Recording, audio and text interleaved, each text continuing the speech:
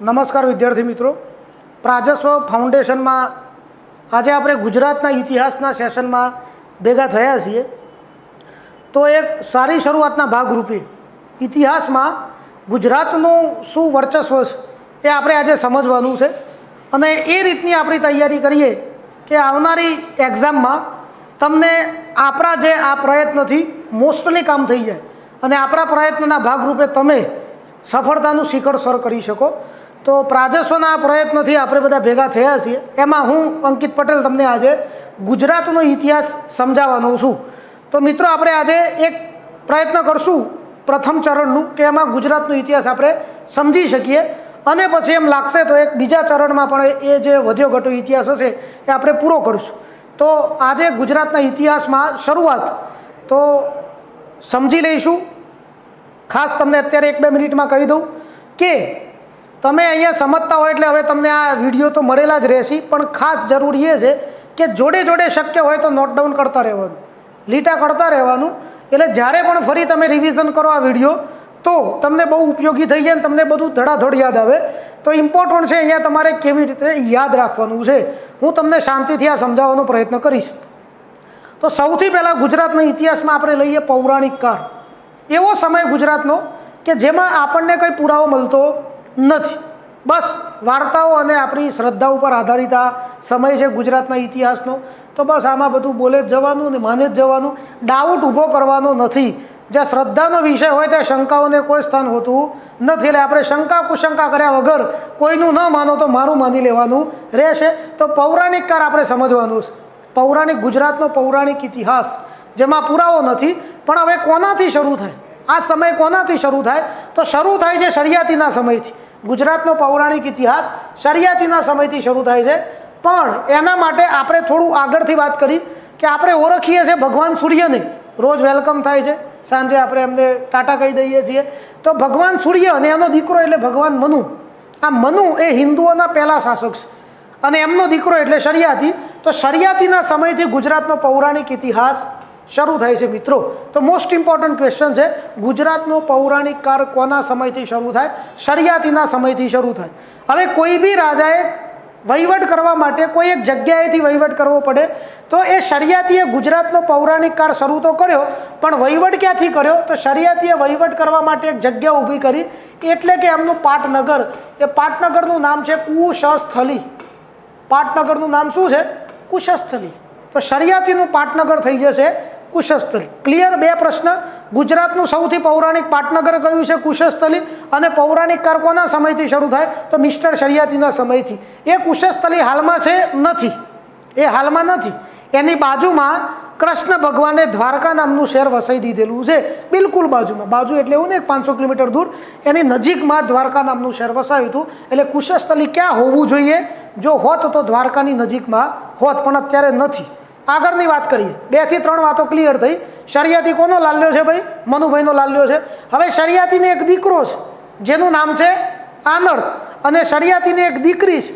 એક દીકરો છે અને એક દીકરી છે. દીકરીનું નામ છે સુકન્યા. દીકરીનું નામ છે સુકન્યા, જેના લગ્ન કરી લઈએ આપણે. દીકરી છે ને એટલે પારકી થાપણ કહેવાય.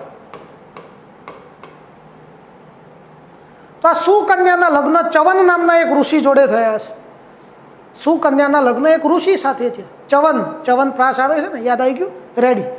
એ સુકન્યા અને ચવનનો દીકરો એટલે દધીચી ઋષિ. સુકન્યા અને ચવનનો દીકરો એટલે દધીચી ઋષિ. આપણે આ ભાઈનું કામ છે, દધીચી ઋષિનું કામ છે. દધીચી ઋષિનું કામ છે. તો શું કામ છે આ દધીચીનું? તો આપણી વાર્તાઓ એવું કહે છે કે જ્યારે ભગવાન ઇન્દ્રને સમગ્ર ઉપર જે દેવલોકમાં કોઈએ પણ મદદ કરવાની કંઈ ના પાડેલી, હા પાડી જ નથી, બધા ના જ પાડે છે. ઇન્દ્રને આમે શું છે, રાક્ષસોની લડવામાં બધાની મદદ માગ કરતા. એટલે હવે કોઈ મદદ જ નથી કરતું. છેલ્લે ઇન્દ્રને મદદ કરવાવાળો વ્યક્તિ કોણ છે? આપણો દધીચી નામનો ઋષિ આપણો ઇન્દ્રને મદદ કરવાવાળો વ્યક્તિ છે. એવું કહેવાય છે કે દધીચીએ પોતાના અસ્થિ હાડકા ઇન્દ્રને સમર્પિત કરી દીધા કે આ મારા હાડકા તમને આપું છું, મારો જીવ છોડી દઉં છું. એ હાડકામાંથી તમે વજ્ર બનાવજો. એ વજ્રનો ઉપયોગ તમે કોઈ પણના ઉપર કરશો, જિંદગીમાં એ તમે હારશો નહીં, તમે વિજયી ભવ થઈ જશો. તો આ દધીચીએ કયા ઋષિને મદદ કરીને પોતે સેલિબ્રિટી બની ગયા? તો ઇન્દ્રને મદદ કરી છે. શું આપ્યા? અસ્થિ આપ્યા, હાડકા આપે એવું ના લખાય.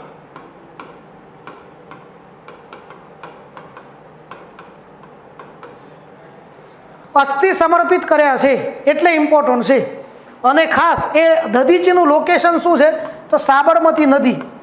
સાબરમતી નદી કિનારે આ ઋષિનો આશ્રમ હતો એવું કહેવાય છે.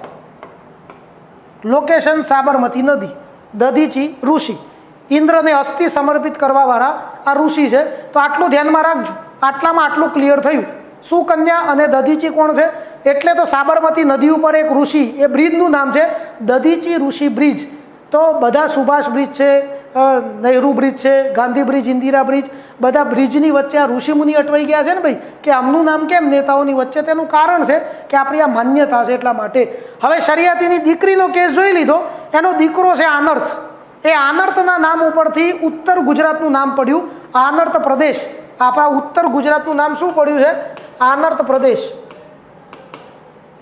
અને આનર્થે એક શહેર વસાવ્યું જેનું નામ હતું આનર્થપુર, જે અત્યારે વડનગર તરીકે ઓળખાય છે અને આખા વિશ્વમાં ભૂકા કાઢે છે. તો એ આનર્થ ઉપરથી આનર્થપુર, અને જે શહેર છે એ કયું આપણું વડનગર છે. સિમ્પલ છે. વડનગરનું પૌરાણિક નામ શું છે? આનર્થપુર છે. તો આટલું પણ ક્લિયર. હવે આનર્થની પેઢી આગળ વધી. એ પેઢીમાં આગળ જતાં જતાં એક રાજા આવ્યો, કૈવક કકુગ્નિ. રૈવત કકુગ્નિ. આ નામ કંઈક આ ટાઈપનું છે, રૈવત કકુગ્નિ. એ રૈવત કકુગ્નિના સમયમાં બે અગત્યના કેસ આપણે ધ્યાનમાં લઈશું. પહેલાં તો મોસ્ટ ઇમ્પોર્ટન્ટ વાત, વાસુદેવસિંહ કૃષ્ણ ગુજરાતમાં આવી ગયા છે. રૈવત સત્તામાં હતો તો કૃષ્ણ આવી ગયા. ક્યાંથી આવ્યા કૃષ્ણભાઈ? મથુરામાંથી આવ્યા છે. ત્યાં જરાસંઘનો ત્રાસ છે. એક રાક્ષસ છે જરાસંઘ. એ રાક્ષસે ત્રાસ કરી મૂક્યો છે અને કૃષ્ણ ભગવાન કંટાળ્યા છે. એટલે કંટાળીને પછી એમને મથુરાને બધું છોડી દીધું અને અહીંયા ગુજરાતમાં આવી ગયા છે. ગુજરાતમાં આવ્યા તો કોનું શાસન ચાલતું હતું? રૈવત કકુગ્નિનું. રૈવત કકુગ્નિએ બધું સામ્રાજ્ય કૃષ્ણને સોંપી દીધું કે ભાઈબંધ તમે આ બધું રાખો, મારે આ ટંટા ફંટામાં પડવું નથી. પણ રૈવતે કીધું કે મારે એક દીકરી છે જેનું કન્યાદાન થઈ જાય તો એક પિતાની જવાબદારી પૂરી થઈ જાય. તો કૃષ્ણ કે તમે તમારા લગ્ન ગોઠવો, આપણે ત્યાં મૂર્તિઓ તૈયાર જ છે. તો એ રેવતીના લગ્ન થઈ ગયા બલરામ સાથે. રેવતીના લગ્ન કોની સાથે થઈ ગયા? બલરામ સાથે. જે જગ્યાએ પાર્ટી પ્લોટમાં લગ્ન થયા હતા એ જગ્યા એટલે રેવતી કુંડ. એ જગ્યા એટલે આવતી રેવતી કુંડ. જુનાગઢમાં આવેલો આ જગ્યા છે. તો રેવતી અને બલરામના લગ્ન સ્થળ કયું? રેવતી કુંડ. કઈ જગ્યાએ? જુનાગઢ. આટલું ક્લિયર. આગળ વધીએ.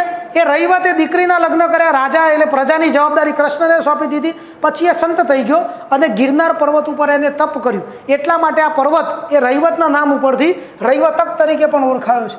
ગિરનાર પર્વત કયા નામે ઓળખાયો? રૈવતક પર્વત તરીકે પણ ઓળખાયો છે. તો ઇમ્પોર્ટન્ટ માહિતી મિત્રો, રૈવતક ગિરનાર પર્વત. અને એ ગિરનાર પર્વતના બીજા પણ નામ તમને ખાલી એમ જ કહું છું. ઉજ્જયંત પર્વત, બીજું એક નામ છે કુમુદ પર્વત. ઉજ્જયંત પર્વત અને કુમુદ પર્વત, એવા ગિરનારના અલગ અલગ બધા નામ છે. તો આવા કૃષ્ણ ભગવાન વાસુદેવ કૃષ્ણ ગુજરાતમાં આવી ગયા છે. હવે એ ગુજરાતમાં હોય એટલે બધું તો ટનાટન કામ હોય ને ભાઈ, કશું ખાટું મરું હોય નહીં. તો જલસાબંધ જીવન. અને એ કૃષ્ણએ ગુજરાતમાં આવ્યા પછી વસાવેલું શહેર એટલે દ્વારકા, દ્વારામતી. આપણે આગળ ક્યાંક લખેલું પણ હશે.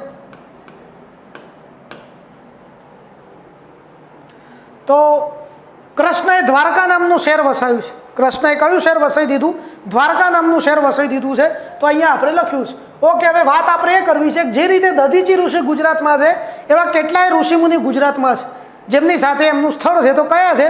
તો 1-2 મિનિટમાં એક નજર નાખ લઈએ કે ગુજરાતમાં કયા ઋષિ કઈ જગ્યાએ. મોસ્ટ ઇમ્પોર્ટન્ટ મિત્રો, પીએસઆઈ કોન્સ્ટેબલ તલાટી કોઈ પણ જગ્યાએ પૂછાઈ શકે એવા ગૌણ સેવાની પણ એક્ઝામોમાં. તો ધારો કે એક ભૃગુ નામના ઋષિ થઈ ગયા. અહીંયા આપણે ઋષિ લખશું, ત્યાં એમની બધી હેડ ઓફિસ લખશું આપણે. તો એક ભૃગુ નામના ઋષિ થઈ ગયા. કઈ જગ્યાએ છે? ભરૂચમાં. ભૃગુ કચ્છ એટલે ભરૂચ. અને એમની બીજી ઓફિસ કઈ જગ્યાએ છે? ખેડ બ્રહ્મા. મિત્રો આવું બોલું છું, ધાર્મિક બાબતે કોઈને ખોટું લગાડવાનું નહીં. લાગશે મને કંઈ ફરક નહીં પડે, પણ ટેન્શન ના લેતા તમે. આપણે મજાક કરતાં કરતાં આપણે તમારે ભણી લેવાનું છે. તો ભૃગુ નામના ઋષિ, ભૃગુ કચ્છ, ભરૂચ. અને બીજો એમની જગ્યા કઈ છે? ખેડ બ્રહ્મા. તો ખેડ બ્રહ્મામાં પણ એમનો આશ્રમ છે. બીજા એક ઋષિ છે કપિલ ઋષિ, જેમનો આશ્રમ કઈ જગ્યાએ છે? સિદ્ધપુરમાં છે. સિદ્ધપુર, શ્રીસ્થલી, પાટણમાં આવેલું છે આ સિદ્ધપુર.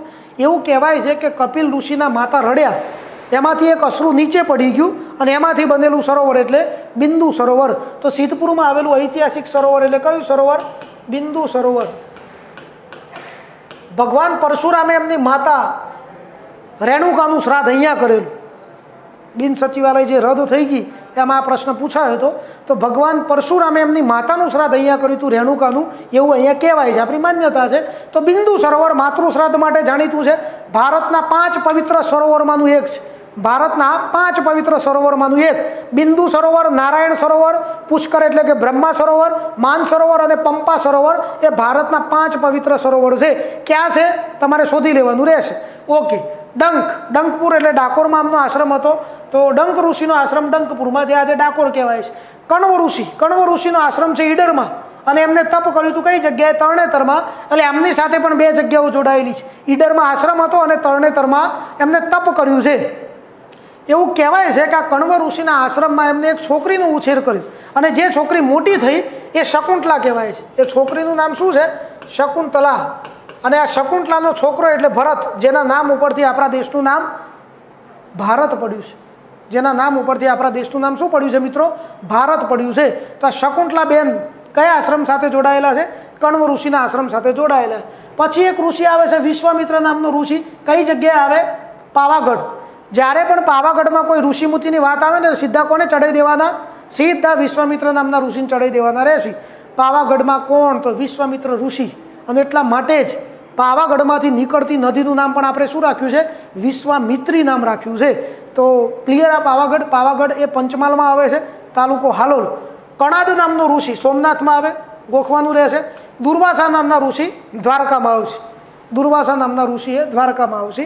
તો આવા ઋષિ મુનિ દધીચી તો ખરા જ પાછા આપણા, દધીચી તો ખરા જ સાબરમતી નદી સાથે. તો આવા ઋષિ મુનિઓનો આશ્રમ. અને હવે આગળ વધીએ આપણે. શું છે? તો કૃષ્ણ. અને કૃષ્ણ ગુજરાતમાં છે. પછી કૃષ્ણના લગ્ન થયા છે, ઘણા બધા લગ્નો થયા છે. બધી વાર્તાઓમાં તો 16,000 ને 108 ને 16,008 ને આવા બધા ગોરા ફેંક કરી છે. આપણે એ બધામાં પડવું નથી. પણ જે લગ્ન એક્ઝામ ઓરિએન્ટેડ હોય એ રૂકમણીના લગ્ન. કૃષ્ણ અને રૂકમણીના લગ્ન અગત્યના છે. રૂકમણી મૂળ અરુણાચલ પ્રદેશ અથવા તો વિદર્ભના હતા એવું કહેવાય છે. એટલે એમનું જે પિયર પક્ષ છે એ ક્યાંનું છે? તો ઘણી જગ્યાએ અરુણાચલ પ્રદેશ બતાવવામાં આવે છે, અને અમુક કેસીસમાં શું બતાવવામાં આવે છે? વિદર્ભ. વિદર્ભ એટલે મહારાષ્ટ્ર. પણ પહેલી પ્રાયોરિટી તમે એક્ઝામમાં આને આપજો, અરુણાચલ પ્રદેશ નહીં. તો ઠેઠ ચીનની બોર્ડરેથી કૃષ્ણ ભગવાનના લગ્ન થયા ભાઈ. અરુણાચલ પ્રદેશમાં રૂકમણીને કૃષ્ણ પસંદ છે. ઘણા બધા પ્રસંગો બને છે. છેલ્લે કૃષ્ણ રૂકમણીનું અપહરણ કરે છે, અને અપહરણ કરીને એમના લગ્ન થઈ જાય છે. કઈ જગ્યાએ? માધવપુર, પોરબંદર ખાતે. એટલે ઘણા છોકરાઓ એવું માની લે છે કે રૂકમણીનું પિયર માધવપુર છે. એવું નથી ભાઈ, આ તો ભાગેલું કપલ છે. અને એમના લગ્ન કઈ જગ્યાએ થયા છે ભાઈ? માધવપુરમાં થયા છે. તો કૃષ્ણ અને રૂકમણીના લગ્ન કઈ જગ્યાએ થયા? ગુજરાતમાં માધવપુર. માધવપુરનો દરિયા કિનારો ફેમસ છે. અને લગ્ન જ્યારે થયા હતા, જ્યારે લગ્ન થયા એ નિમિત્તે માધવપુરમાં મેળો ભરાય છે. ચૈત્ર સુદ નોમથી 5 દિવસ માધવપુરમાં મેળો ભરાય. 2016 જીપીએસસી મેન્સમાં એક આ પ્રશ્ન પૂછ્યો તો, MCQ ફોર્મેટ હતું એ સમયે, કે માધવપુરમાં મેળો કેમ ભરાય છે? તો કૃષ્ણ અને રૂકમણીના લગ્ન થયા એ નિમિત્તે. ક્લિયર? જો એમની પેલી મેરેજ એનિવર્સરી ડેટ છે ભાઈ, એ સમયે આપણે એ મેળો ભરીએ છીએ. તો માધવપુર એ કૃષ્ણ ભગવાન સાથે જોડાયેલી જગ્યા છે, લગ્ન થયા એટલા માટે. ચલો, તો કૃષ્ણ અને કૃષ્ણની વાતો જોરદાર છે. જ્યાં કૃષ્ણ હોય પૂર્ણ પુરુષોત્તમ છે, ભગવાન છે, સેલિબ્રિટી છે ભારતમાં.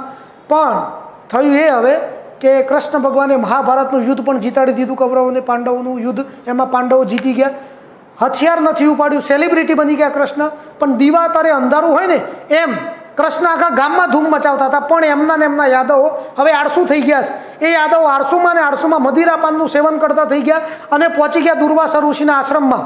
દુર્વાસા ઋષિના આશ્રમમાં ઋષિકુમારોની એમને મારઝૂડ કરી, ઇન્સલ્ટ કરી. દુર્વાસા ઋષિને ખબર પડી, ગુસ્સામાં આવ્યા, શાપ આપી દીધો કે આ જે તમે હવે મદિરાના માનમાં કેફ ચડી અને હવે તમે રવાડે ચડ્યા છો, તો તમારું યાદવ કુળ હવે નાશ પામશે. તો આવો પરિસ્થિતિ ભૂંડી થઈ ગઈ. કૃષ્ણ દુઃખી થઈ ગયા કે હવે દુર્વાસા ઋષિનો શાપ એટલે તો પાછો તો મિથ્યા તો જાય જ ના. એટલે કૃષ્ણ બધા યાદવોને લઈને ક્યાં આવ્યા? સોમનાથમાં આવ્યા કે સાલા આ જગ્યાઓ બદલી નાખો, કે જગ્યાની આડઅસર થઈ હોય તો. પણ ત્યાંથી એ સોમનાથમાં આવ્યા. પણ દારૂડિયા છે ને ભાઈ, ઇન્ટરનેશનલ ખેલાડી કહેવાય, સરહદો બાંધતી નથી. સોમનાથમાં મંડી પડ્યા. છેલ્લે એવું કહેવાય છે કે દરિયા કિનારે ઉગતું એક તીક્ષ્ણ ઘાસ હતું મેરુકા.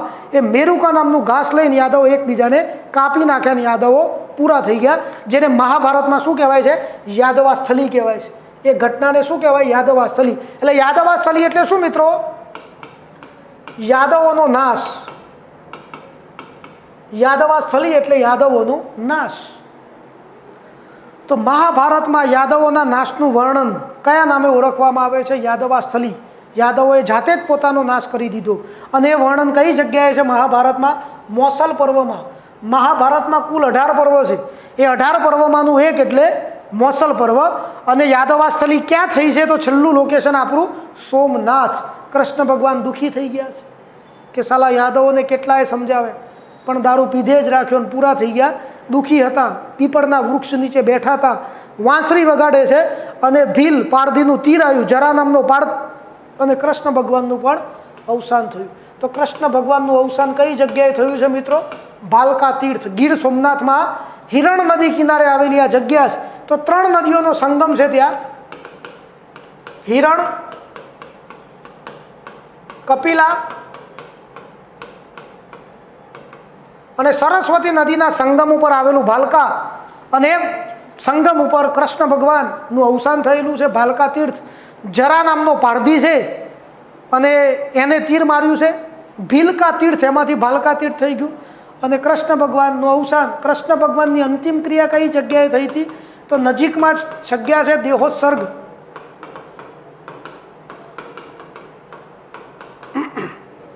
ભાલકા તીર્થની બિલકુલ નજીક દેહોત્સર્ગ નામની જગ્યા. તો નોર્મલી તો આપણને બધાને ખ્યાલ જ હોય છે. ભાલકા તીર્થ કયા જિલ્લામાં? ગીર સોમનાથ. નદી પૂછે તો એક જ નદી પૂછે તો હિરણ લખવાનું, બાકી 3 નદીઓ છે જ. રેડી કામકાજ. કૃષ્ણ ભગવાનનું અવસાન થઈ ગયું છે મિત્રો. દુઃખદ પ્રસંગ છે. તમે રડતા નહીં આમાં. આગળ વધ્યા. હવે કૃષ્ણ ભગવાન પછી તમને દેખાય છે આપણે સામે સ્ક્રીન ઉપર અરિષ્ટ નેમી. કૃષ્ણ ભગવાનના કઝિન છે, પિતરાઈ છે. અમુક જગ્યાએ માસા જેવું લખ્યું છે, પણ એટલું યાદ રાખજો કે કૃષ્ણના સંબંધી છે. કૃષ્ણના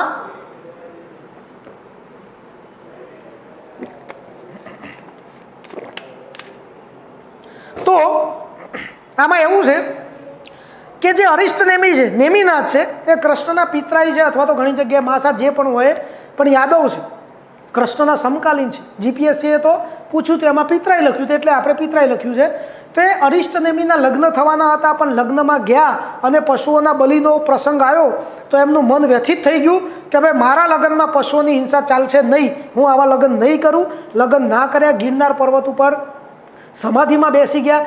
જ્ઞાનની પ્રાપ્તિ થઈ અને જૈનોના 22મા નંબરના તીર્થંકર નેમિનાથ તરીકે ફેમસ થઈ ગયા છે. તો આ અરિષ્ટ નેમી કોણ છે? તો જૈનોના તીર્થંકર છે, પણ કૃષ્ણના કઝિન છે, સમકાલીન છે. અને કયા નંબરના તીર્થંકર છે? 22મા નંબરના તીર્થંકર કહેવાય છે. તો ઇમ્પોર્ટન્ટ રહેશે. અને એમના કઈ જગ્યાએ એમનું જ્ઞાનની પ્રાપ્તિ? ગિરનાર. તો ગિરનાર પર્વત એ કયા તીર્થંકરનું સ્થાનક છે? તો 24 તીર્થંકરોમાંથી મૂક્યા હોય તો નેમિનાથ, અરિષ્ટ નેમી. રેડી કામકાજ અહીંયા સુધી? ડન. અને હવે છેલ્લે પૌરાણિક કાળમાં મિત્રો જોઈ લઈએ આપણે કૃષ્ણનો પૌત્ર અનિરુદ્ધ. કૃષ્ણના દીકરાનું નામ હતું પ્રદ્યુમન. એસીપી પ્રદ્યુમન ના થઈ ગયા, નહીં તો દયા ગડબડ હે એવું નહીં. કૃષ્ણનો દીકરો પ્રદ્યુમન અને પ્રદ્યુમનનો દીકરો એટલે ભાઈ આપણો અનિરુદ્ધ. અનિરુદ્ધ રાજકુમાર છે. કૃષ્ણ ભગવાન જીવતા હતા એ સમયની વાતો છે. એક રાક્ષસ રાજા હતો બાણાસુર. એનું નામ હતું બાણાસુર. બાણાસુર શંકર ભગવાનનો પરમ ભક્ત હતો. શંકર ભગવાને કેટલાય આશીર્વાદ એને આપ્યા છે. એ બાણાસુરની એક દીકરી એટલે જેનું નામ હતું ઉષા. એ ઉષા અને અનિરુદ્ધના પ્રેમ સંબંધો ઉપર આધારિત પ્રસંગો છે ઘણા બધા. ઉષાને અનિરુદ્ધ જોડે પ્રેમ થાય છે. અનિરુદ્ધ ઉષાની મુલાકાત થાય છે. પછી અનિરુદ્ધ ઉષાનું અપહરણ કરે છે. અપહરણ એટલે એ બે ભાગી જાય છે, પણ એવું બતાવ્યું હતું કે અનિરુદ્ધ લઈ ગયો છે બળજબરી, એવું કશું હતું નહીં. પણ એના ઉપર ઉષાનું બીજું નામ છે ઓખા. માતા પાર્વતીએ કયું નામ રાખ્યું છે આ બેનનું? ઓખા. અને એમના ઉપર કયો પ્રસંગ આધારિત છે? ઓખા હરણ. તો ઓખા હરણ પ્રસંગમાં નાયક કોણ છે? અનિરુદ્ધ. નાયિકા કોણ છે? ઉષા અથવા તો ઓખા. એ અનિરુદ્ધ કોણ છે? તો કૃષ્ણનો પૌત્ર છે ભાઈ. તો આ ઉષાનું અપહરણ પછી તો ઘણી બધી વાર્તાઓમાં યુદ્ધનો માહોલ ને બધું આવે છે, પણ આટલું યાદ રાખજો ઓખા હરણ પ્રસંગ કોણ છે. આ ઉષાબેન કોઈ સામાન્ય નથી. એ ગુજરાતમાં આયા લગ્ન કરીને, અને એમને એક નૃત્ય આવડતું હતું, લાસ્ય નર્તન. આ ઉષાબેનને કયું નૃત્ય આવડે છે? લાસ્ય નર્તન નામનું એક નૃત્ય આવડે છે। એ નૃત્ય એમને ગુજરાતની એમની બેનપણીઓ જે બની એમને શીખવાડ્યું, દાસીઓને શીખવાડ્યું। એ નૃત્ય પછી ફેમસ થયું, ધીમે ધીમે આજે આખા વિશ્વમાં ફેમસ છે। ગુજરાતનું ઐતિહાસિક લોકનૃત્ય એટલે આપણા ગરબા। તો ઉષાબેન કયું નૃત્ય લાયા?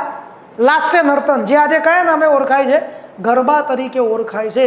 તો પૌરાણિક કાળની માહિતી મિત્રો અહીંયા પૂર્ણ થાય છે। પૌરાણિક કાળની માહિતી અહીંયા મિત્રો પૂર્ણ થાય છે। ક્લિયર કામકાજ અહીંયા સુધી? રેડી? ઓકે,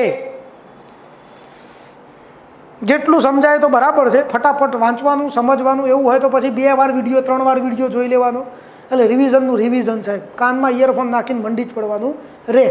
હવે જોઈએ સિંધુ સભ્યતા, બીજું ચેપ્ટર આપણું, સિંધુ ખીણની સંસ્કૃતિ, સિંધુ સભ્ય ગુજરાત। હા ભાઈ, આમાં હું ફક્ત ગુજરાતને જ ફોકસ કરીશ, એટલે તમારા મનમાં ભારતના પ્રશ્ન આવશે તો એ હું સોલ્વ નહીં થાય આપણાથી, અને તમે એ કરતા પણ નહીં।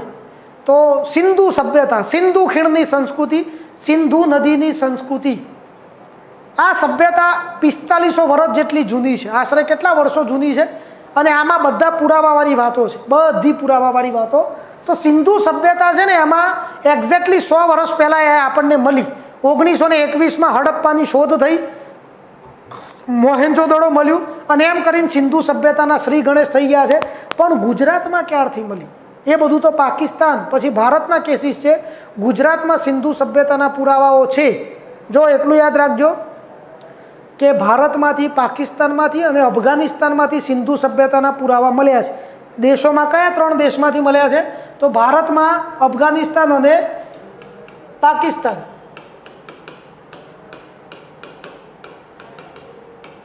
સિંધુ સભ્યતાના પુરાવા મળ્યા છે।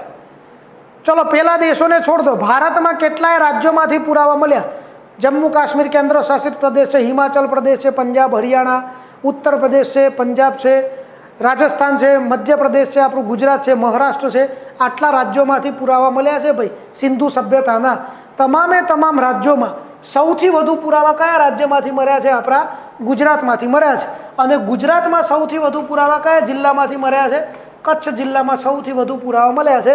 તો કોન્સ્ટેબલ PSIમાં ગૂગલી ક્વેશ્ચન, સિંધુ સભ્યતાના સૌથી વધુ પુરાવા ગુજરાતમાં કયા જિલ્લામાંથી? તો કચ્છમાંથી મળ્યા છે।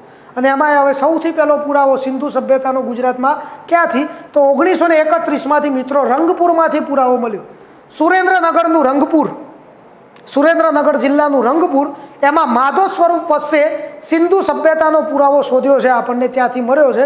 તો શોધક છે MS વસ। સુખભાદર નદી કિનારે આવેલું છે આપણું રંગપુર, અને ત્યાંથી પુરાવા મળ્યા। પણ એ સમયે આપણને આઝાદી મળી નથી, એટલે જિલ્લા નહોતા, ભલે અત્યારે આપણે બોલી શકીએ, પણ એ સમયે લીંબડી રાજ્યનો ભાગ છે।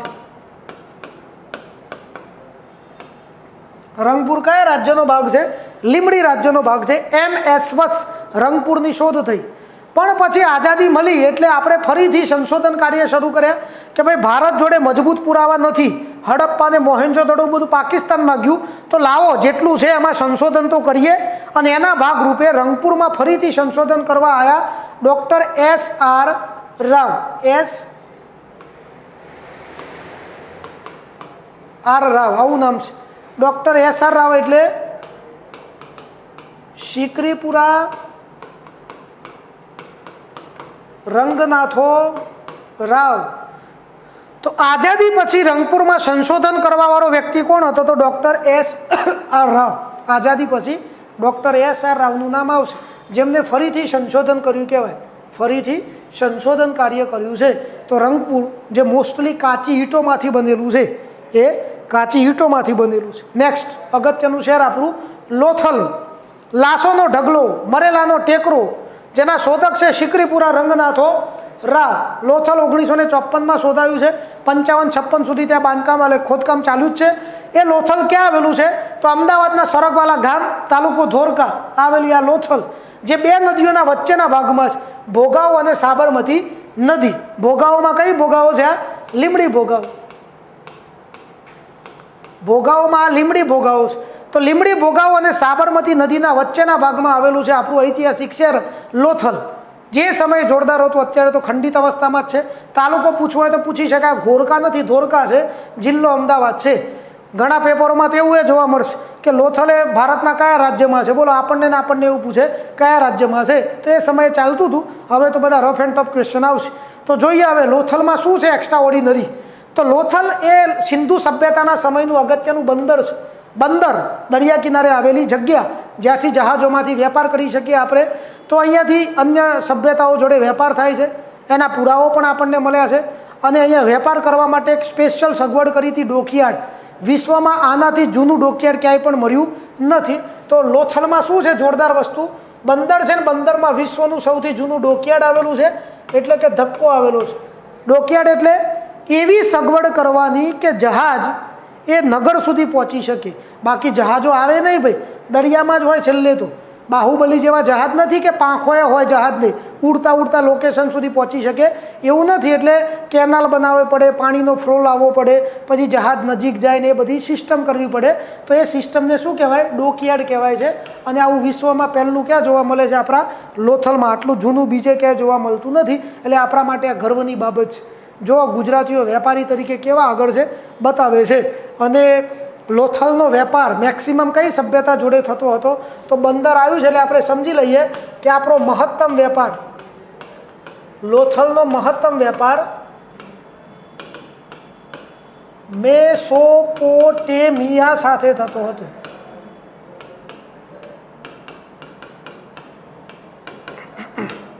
કઈ સભ્યતા જોડે લોથલનો મહત્તમ વેપાર ચાલે છે? તો મેસોપોટેમિયા, અત્યારનું ઈરાક અને ઈરાન, યુફ્રેટિસ ટાઇગ્રીસ નદી કિનારે વિકસેલી આ સંસ્કૃતિ છે મેસોપોટેમિયા.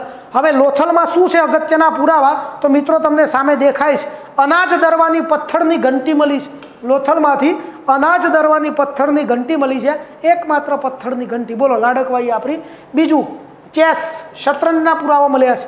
ચેસ, શતરંજ, અત્યારે પણ ચેસથી આપણે માહિતગાર છીએ. અત્યારની ચેસ જેવી ચેસ નથી. અત્યારે છે ને પેલી 8x8ની ચેસ, હાથીઘોડા પાલખીવાળી, એ નહીં. એમાં તો 3 કે 4 જ મહોર બતાવેલી છે, પણ એને ચેસ કહીશું. બીજું મણકા બનાવવાની ફેક્ટરી મળી. અહીંયાથી લોથલમાંથી શું મળ્યું? મણકા બનાવવાની ફેક્ટરી. અહીંયા કરોડરજ્જુના મણકા બનતા નથી, પથ્થરના મણકા, તાંબાના, કાંસાના. એમાં અગત્યના આપણને શું મળ્યા? છિદ્રોવાળા સોનાના મણકા મળ્યા છે. તો છિદ્રોવાળા સોનાના મણકા મળ્યા છે. તો સોનાના જે છિદ્રવાળા મણકા છે ને એ બતાવે છે કે આમાં દોરો કે કશું પરોવી અને આ મણકાની મારા પહેરતા હશે. દોરો કે કશું પરોવીની આ મણકાની મારા પહેરતા હશે. તો છિદ્રોવાળા સોનાના મણકા એ આપણા માટે અગત્યના છે. અને આ પહેરે છે એને આભૂષણ કહેવાય. તો એવો પ્રશ્ન તમને પૂછે કે સોનાના આભૂષણો ક્યાંથી મળ્યા? તો લોથલમાંથી મળ્યા છે. હવે દફન વિધિની વાત આવે છે. જો સિંધુ સભ્યતાના સમયમાં અંતિમ ક્રિયા 2 પ્રકારે થતી હતી. યુવાનો હોય ને એમને દફન કરવાના, અને એ સિવાયનો જે વર્ગ છે, વૃદ્ધ છે અથવા તો બાળક કિશોર છે, એમને અગ્નિ સંસ્કાર કરવાના. યાદ રહી ગયું મિત્રો? સિંધુ સભ્યતાના સમયમાં 2 પ્રચલિત અંતિમ વિધિ હતી. દફન વિધિ પણ પ્રચલિત છે અને બીજી અગ્નિ સંસ્કાર છે. અગ્નિ સંસ્કાર કોના કરવાના? યુવાન ના હોય એ સિવાયના યુવાનોને શું કરવાના? દફન કરવાના. અગ્નિ સંસ્કારના પુરાવા ના મળે આપણને, ખાલી દફન વિધિના પુરાવા મળે છે. તો દફન વિધિ નોર્મલ જ છે, ઉત્તરમાં માથું રાખીને દફન કરે. પણ જે જગ્યાએ કંઈ અજુગતું દેખાય તો સિલેબસમાં પૂછાય, અને એવું દેખાયું આપણને અહીંયા. 3 કબરો એવી મળી કે જેમાં યુગલ દફન થયા છે. કબરો 3 પણ લાશો 6. લાશો કેટલી? 6 લાશો છે. દરેક કબરમાં સ્ત્રી પુરુષ, સ્ત્રી પુરુષ, સ્ત્રી પુરુષ, કપલ 1, કપલ 2, કપલ 3. કેમ? ખબર ના પડે. ઘણા બધા કહે કે સતી પ્રથા હોય, કશું જ નહીં. તો પ્રશ્ન આવે, યુગલની દફન વિધિ, સ્ત્રી અને પુરુષની સાથે દફન વિધિ ક્યાં જોવા મળે છે? તો આપણા લોથલમાં જોવા મળે છે. અને બીજું માપપટ્ટી, સ્કેલ.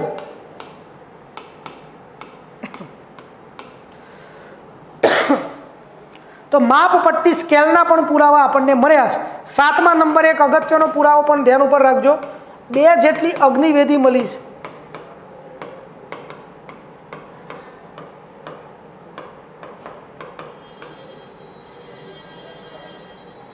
2 જેટલી અગ્નિવેદી. અગ્નિવેદી એટલે હવન કુંડ. તો મિત્રો ફટ કરતી 4-5 સેકન્ડમાં નજર નાખતો. બંદર, પથ્થરની ઘંટી, ચેસ, મણકા બનવાની ફેક્ટરી, યુગલની દફન વિધિ, સ્કેલ અને અગ્નિવેદી. આટલું ક્યાંથી મળ્યું? લોથલ. તો લોથલને ટાટા કરો. આગળ નીકળીએ હવે ધોળાવીરા. વીરો રાહ જોઈને બેઠો છે, ધોળાવીરા. જે રીતે મોહેન્જો-દડો પિક્ચર બન્યું ને ભાઈ, એમ આ બનાવવું જ બનાવે ગુજરાતીમાં. આવો મારા વીરા ધોળાવીરા. 1967માં શોધાયું આ જગ્યા ધોળાવીરા, જેના શોધક છે જેપી જોશી. આ જગ્યાના શોધક કોણ છે? જેપી જોશી, એટલે કે જગતપતિ જોશી.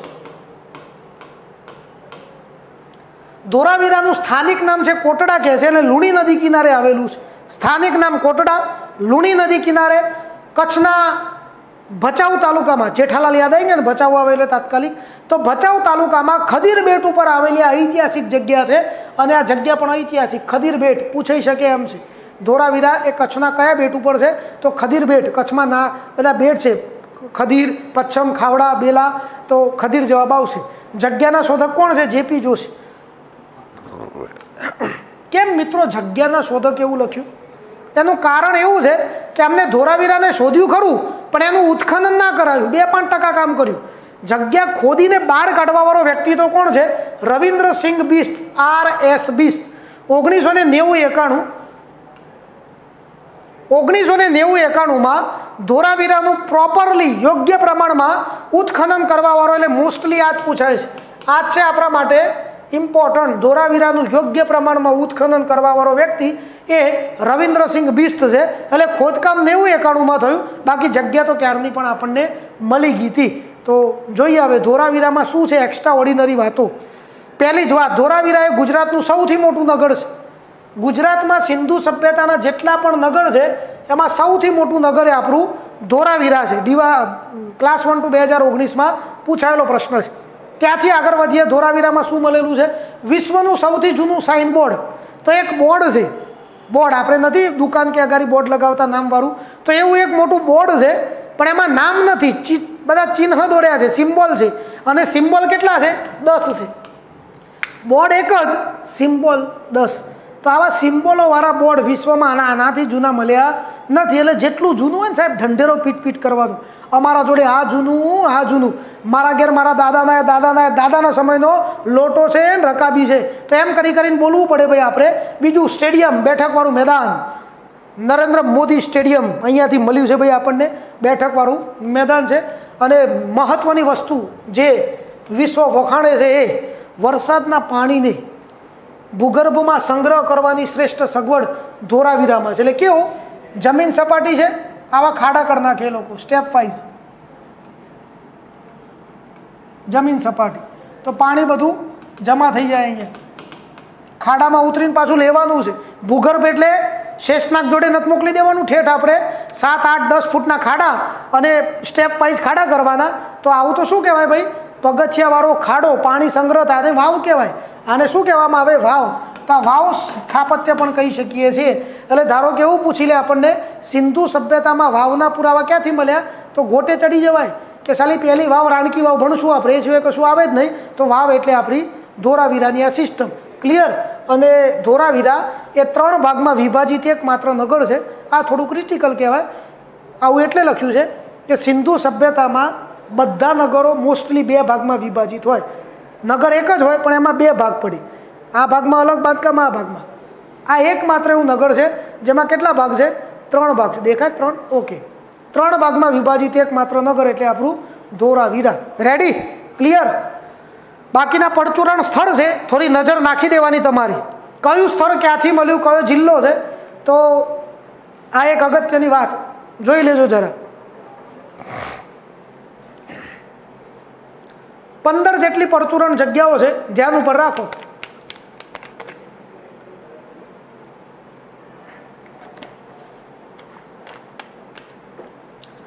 દેશલપર, શિકારપુર, સુરકોટડા અને લાખાપર કચ્છમાં છે. લાખા બાવર અને આમરા જામનગરમાં છે. કુંતાસી મોરબીમાં છે. બાગતરાવ ભરૂચમાં છે. પ્રભાસ પાટણ ગીર સોમનાથમાં છે. કોટ પેઢામલી લાંગણજ એ મહેસાણામાં છે. આટકોટ નથી, આટકોટ છે.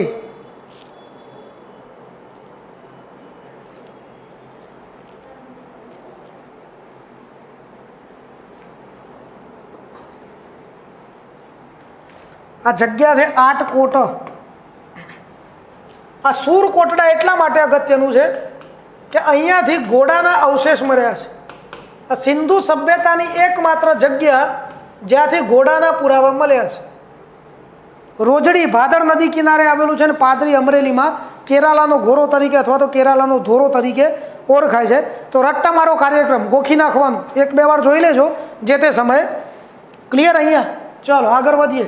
સિંધુ સભ્યતાની અમુક પરચુરણ માહિતી જે એક્ઝામમાં પૂછાઈ શકે છે કે સિંધુ સભ્યતાના લોકો લોખંડથી અજાણ હતા.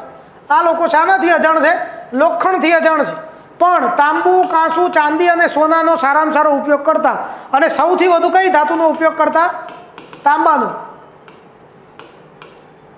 સૌથી વધુ ઉપયોગ એ લોકો તાંબાનો કરતા હતા અને તાંબામાંથી જ કાંસુ બને. તો કાંસુ અને તાંબુ મેક્સિમમ વાપરતા હોવાથી આ સમયને ઇતિહાસમાં તામ્ર કાંસ્ય યુગ કહેવાય છે.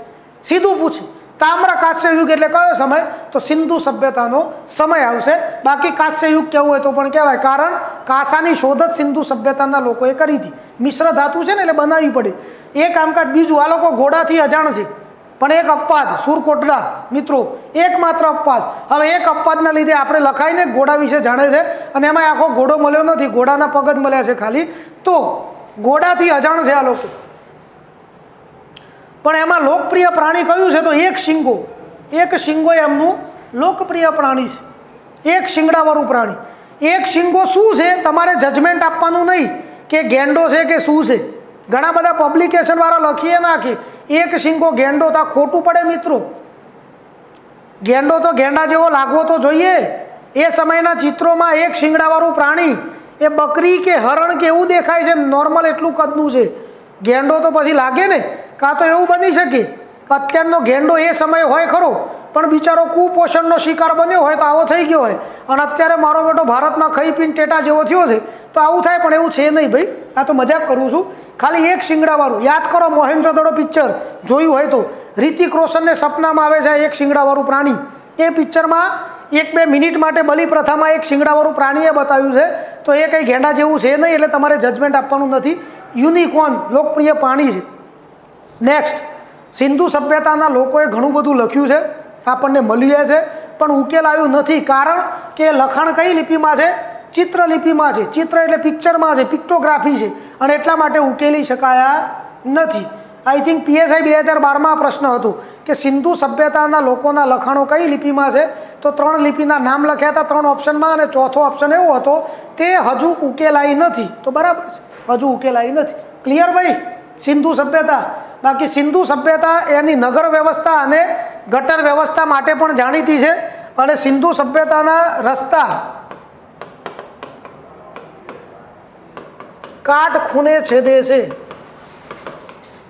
રસ્તાઓ કાટખૂણે છેદે છે, એ પણ જરા ધ્યાન ઉપર રાખજો મિત્રો. રેડી અહીંયા સુધી? તો પ્રકરણ બીજું પણ આપણે પૂર્ણ કર્યું છે. સિંધુ સભ્યતા, લોથલ, ધોરાવીરા, રંગપુર અને 15 જેટલા પરચુરણ સ્થળો. નોર્મલી સ્થળો ક્યાં છે એટલું તો યાદ રાખજો. સારી એવી વર્ગ 3ની એક્ઝામમાં તો આપણે બાજી મારી જ લઈશું. હવે ગુજરાતમાં સિંધુ સભ્યતા પછી અગત્યનો મુદ્દો આવે છે મૌર્ય વંશ, મૌર્યકાળ. તો જરા સમજી લઈએ. હવે આ ખાલી હું ગુજરાતના પરિપ્રેક્ષમાં જ ભણાવું છું ભાઈ. મૌર્ય વંશ એટલે બીજા ડાઉટ ઊભા થવા જોઈએ નહીં. તો આ મૌર્ય કાળ છે જેમાં ચંદ્રગુપ્ત, સમ્રાટ અશોક જેવા મહાન શાસકો થઈ ગયા છે. એમાં પહેલો રાજા કોણ છે? ચંદ્રગુપ્ત મૌર્ય. પ્રથમ શાસક છે ચંદ્રગુપ્ત મૌર્ય, જે મૌર્ય વંશનો સ્થાપક છે. એ શું છે? મૌર્ય વંશનો સ્થાપક છે, પહેલો રાજા છે, ભારતનો સમ્રાટ છે પહેલો. હવે એને મોટા ભાગનું ભારત જીતી લીધું છે, એના હાથમાં છે. ધનાનંદને હરાઈ દીધો, સેલ્યુકસ નિકેતરને હરાઈ દીધો, અને એને પાછા ગાઈડ કરવાવાળો પેલો સેલિબ્રિટી એટલે ચાણક્ય. ચાણક્ય તો પરફેક્ટ ખોપડી છે મિત્રો.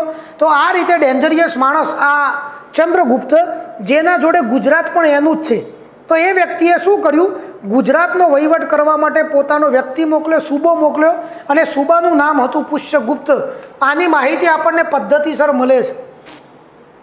ચંદ્રગુપ્ત મૌર્ય પહેલાં કોઈ રાજાની માહિતી આપણને પ્યોર મળતી, પુરાવાવાળી મળતી જ નથી. એટલે આપણે બોલી શકીએ કે ગુજરાતનો પ્રમાણિત અથવા તો આધારભૂત ઇતિહાસ એ કોના સમયથી શરૂ થાય? ચંદ્રગુપ્ત મૌર્યના સમયથી શરૂ થાય, મૌર્યકાળથી શરૂ થાય. રાજકીય ઇતિહાસ. બાકી લોથલને બધું મળ્યું પણ એ રાજાશાહી ના કહેવાય. ગુજરાતમાં કોઈ રાજાએ વહીવટ કર્યો હોય એવો પહેલો ઐતિહાસિક પુરાવો કયો છે? ચંદ્રગુપ્ત મૌર્યનો. શિલાલેખો છે ને આપણે જૂનાગઢની તળેટીમાં, એમાં લખેલું છે. એ આપણો પુરાવો છે. રુદ્રદામનના શિલાલેખમાં લખ્યું છે એટલે આપણો એ પુરાવો કહેવાય. તો પુષ્યગુપ્ત એ સૂબો છે. સૂબો એટલે રાજા વતી આ પ્રદેશમાં વહીવટ કરવાવાળો વ્યક્તિ, એક પ્રકારનું રાજ્યપાલ, ગવર્નર, રાષ્ટ્રીય પણ કહેવાય. સૂબાનું નામ છે પુષ્યગુપ્ત. વહીવટ કરવા આવી ગયા. જગ્યા પસંદ પડી જુનાગઢ, ગિરિનગર. તો એને પાટ એટલે પાટનગર કયું બનાવ્યું? ગિરિનગરને પાટનગર બનાવ્યું છે. ગિરનારની તળેટીમાં આવેલું નગર એટલે કે ગિરિનગર. જુનાગઢ અત્યારનું. તો ગુજરાતનો પ્રમાણિત ઇતિહાસ શરૂ થયો તો ગુજરાતનું પ્રમાણિત પાટનગર પણ કયું કહેવાય? જુનાગઢ કહેવાય. પૂછી શકે છે મિત્રો, ગુજરાતનું પ્રમાણિત પાટનગર પહેલું કયું છે? તો જુનાગઢ. પછી વલભી આવશે, પછી પાટણ જઈશું, અમદાવાદ જઈશું, પછી ગાંધીનગર, વચ્ચે ખેડા, ભિંદમાલ, આવા વચગારાના નાના નાના પાટનગરો તો ખરા પાછા જોતા રહેવાના બધા. એ પુષ્યગુપ્તનું ઐતિહાસિક અને એક્ઝામ ઓરિએન્ટેડ કામ. એને ગિરનારની તળેટીમાં એક મહાન સરોવરનું નિર્માણ કર્યું, સુદર્શન તળાવ. સુદર્શન સરોવરનું નિર્માણ ગિરનારની તળેટીમાં. બે નદીઓ છે, એક છે સુવર્ણ સિક્તા અને બીજી છે પલાશીની. તો સુવર્ણ સિક્તા અને પલાશીની નદીઓના પ્રવાહના લીધે બનેલું ગુજરાતનું પ્રથમ કૃત્રિમ સરોવર એટલે સુદર્શન તળાવ. ખાસમ ખાસ સુદર્શન તળાવ કયા કાળમાં બન્યું? મૌર્ય કાળમાં. સુદર્શન તળાવ કયા રાજાના સમયમાં બન્યું? ચંદ્રગુપ્ત મૌર્યના સમયમાં. સુદર્શન તળાવનું નિર્માણ કોને કરાવરાયું? પુષ્યગુપ્ત. ક્યાં હતું? ગિરનારની તળેટીમાં. કઈ નદીઓના કારણે? તો સુવર્ણ સિક્તા અને પલાશીની. હાલમાં છે 1 રૂપિયાનું એ કશું હયાત નથી, કશું નથી હાલમાં નથી. ચંદ્રગુપ્ત મૌર્ય. ક્લિયર? નેક્સ્ટ. ચાણક્ય વિશે મેં સમજાવ્યું છે કે ચંદ્રગુપ્તનો આ મંત્રી છે ચાણક્ય, સેલિબ્રિટી છે ચાણક્ય. આમ તો ભારતના ઇતિહાસમાં પણ તમે સમજી જ લીધું હશે, સમજશો જ. પણ બેઝિક માહિતી છે એટલે થોડું ધ્યાનમાં રાખજો. ચાણક્યનું મૂળ નામ છે વિષ્ણુગુપ્ત. એલસીમાં તો શું નામ ચાલે છે? વિષ્ણુગુપ્ત છે. પણ છતાંય ભારતમાં તો કૌટિલ્ય તરીકે ફેમસ છે. કેમ એમનું નામ કૌટિલ્ય છે મિત્રો? તો એટલા માટે કે એમનું ગોત્ર હતું. એમનું ગોત્ર કયું છે? કૌટિલ્ય હોવાથી એમને કૌટિલ્ય તરીકે પણ ઓળખવામાં આવે છે. એ ચાણક્યના પિતાનું નામ હતું પંડિત ચણક અને ચણકનો સંતાન એટલે આ ચાણક્ય તરીકે ઓળખાય. ચાણક્ય તક્ષશિલા નામની વિદ્યાપીઠ જે અત્યારે પાકિસ્તાનમાં છે ત્યાં ભણ્યા અને પછી એટાટ આપી પાસ થઈ ગયા અને ત્યાં પ્રિન્સિપાલ થઈ ગયા. તો ચાણક્યનું ભણતર અને આચાર્ય પદ કઈ જગ્યાએ છે? તક્ષશિલા વિદ્યાપીઠમાં.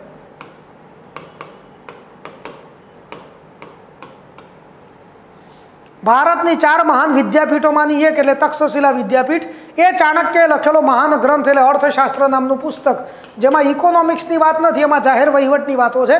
સંસ્કૃતમાં, પ્રાકૃત સંસ્કૃતમાં લખાયેલું આ પુસ્તક છે. અને ચાણક્યને ભારતનો મેક્યાવેલી કહેવાય છે. મેક્સાવેલી નહીં, મેક્યાવેલી. મેક્યાવેલી ઇટાલીનો છે અને એની ચાણક્યની વાતો થોડી સરખી થાય છે એટલા માટે કમ્પેરિઝન કરી ભારતનો મેક્યાવેલી. બાકી આ મેક્યાવેલી ક્યાં છે? ઇટાલીના છે.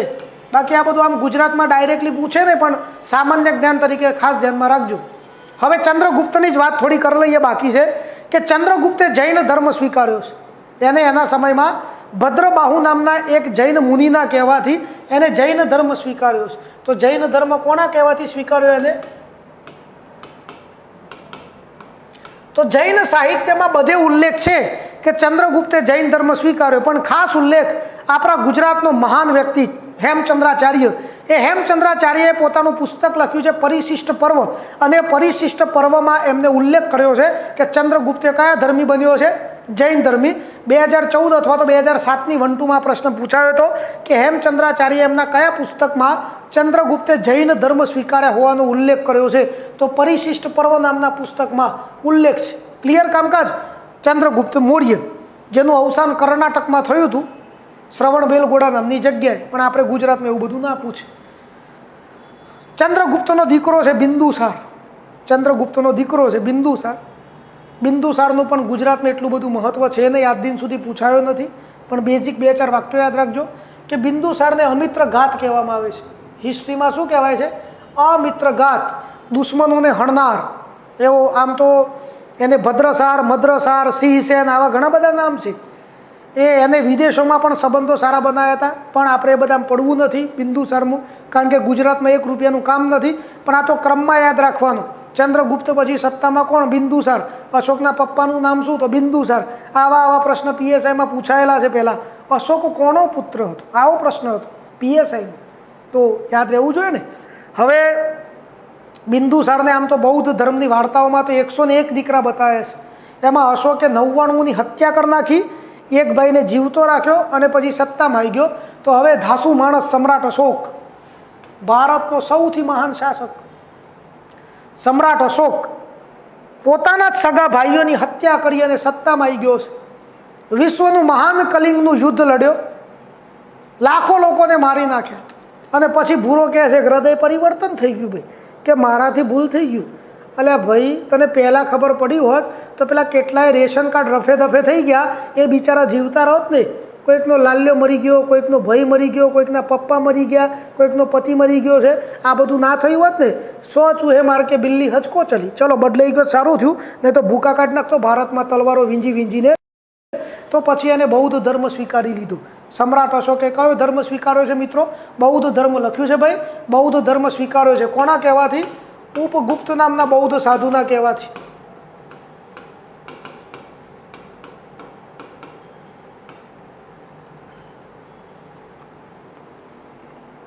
તો ઉપગુપ્ત નામના બૌદ્ધ સાધુના કહેવાથી બૌદ્ધ ધર્મ સ્વીકાર્યો.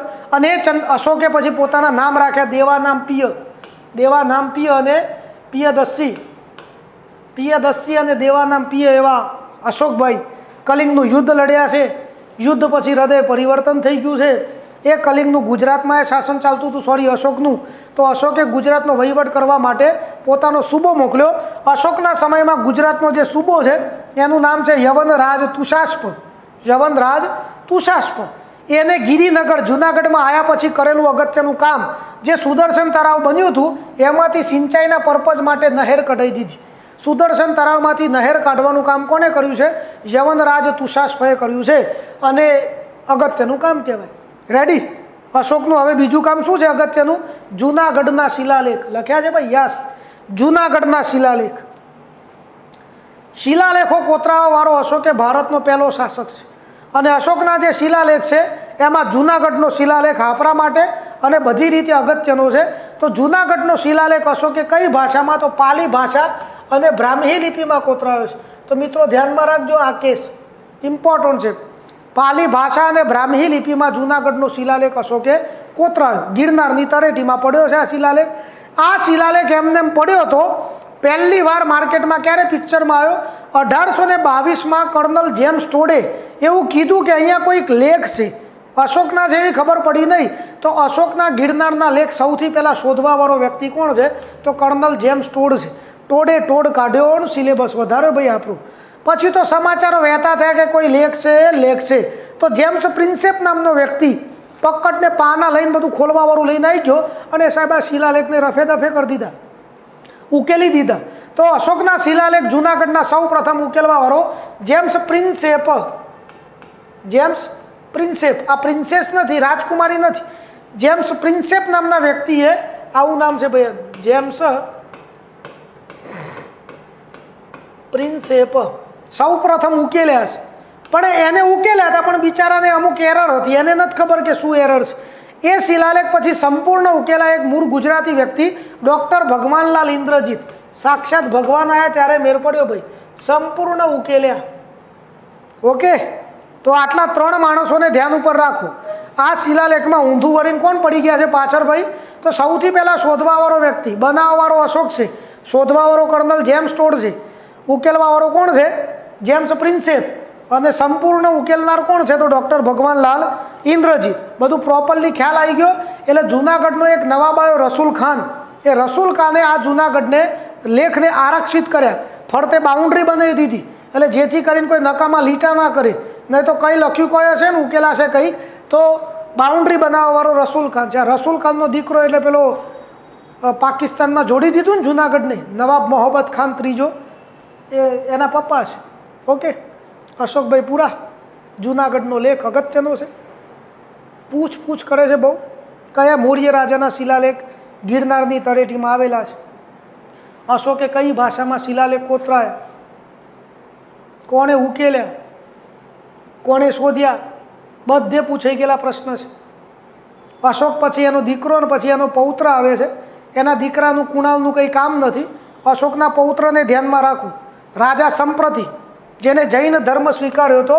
અને એનું માર્કેટિંગ કર્યું હતું. એટલે જૈન ધર્મમાં સંપ્રતિની વેલ્યુ સાહિત્યમાં જોરદાર છે અને જૈન ધર્મની વેલ્યુ ગુજરાતમાં જોરદાર છે. અને એટલા માટે જ સંપ્રતિના નામ ઉપરથી ગિરનાર ઉપર એક ટૂંક આવેલી છે, સંપ્રતિની ટૂંક. પર્વત ઉપર આવેલો સપાટ વિસ્તાર એને ટૂંક કહેવામાં આવે. આવી ગિરનાર ઉપર ઘણી બધી ટૂંક છે, પીરની ટૂંક, દાતારની ટૂંક, એમ કઈ ટૂંક છે? સંપ્રતિની ટૂંક પણ અહીંયા આવેલી છે. રેડી કામકાજ? ગિરનાર ઉપર આવેલી કઈ ટૂંક? સંપ્રતિની ટૂંક. તો મૌર્ય વંશ નજર નાખ દો થોડી. શું ભણ્યા તમે આજે? ફટાફટ નજર નાખવાની.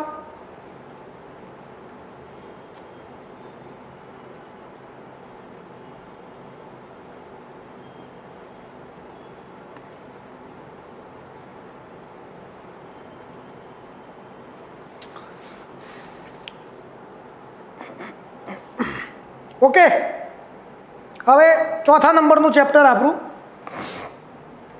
મૌર્ય વંશ. પછી ગુજરાતમાં અનુમૌર્યકાળનો એક ભાગ શક ક્ષત્રપ વંશ આપણે ભણવાનો છે.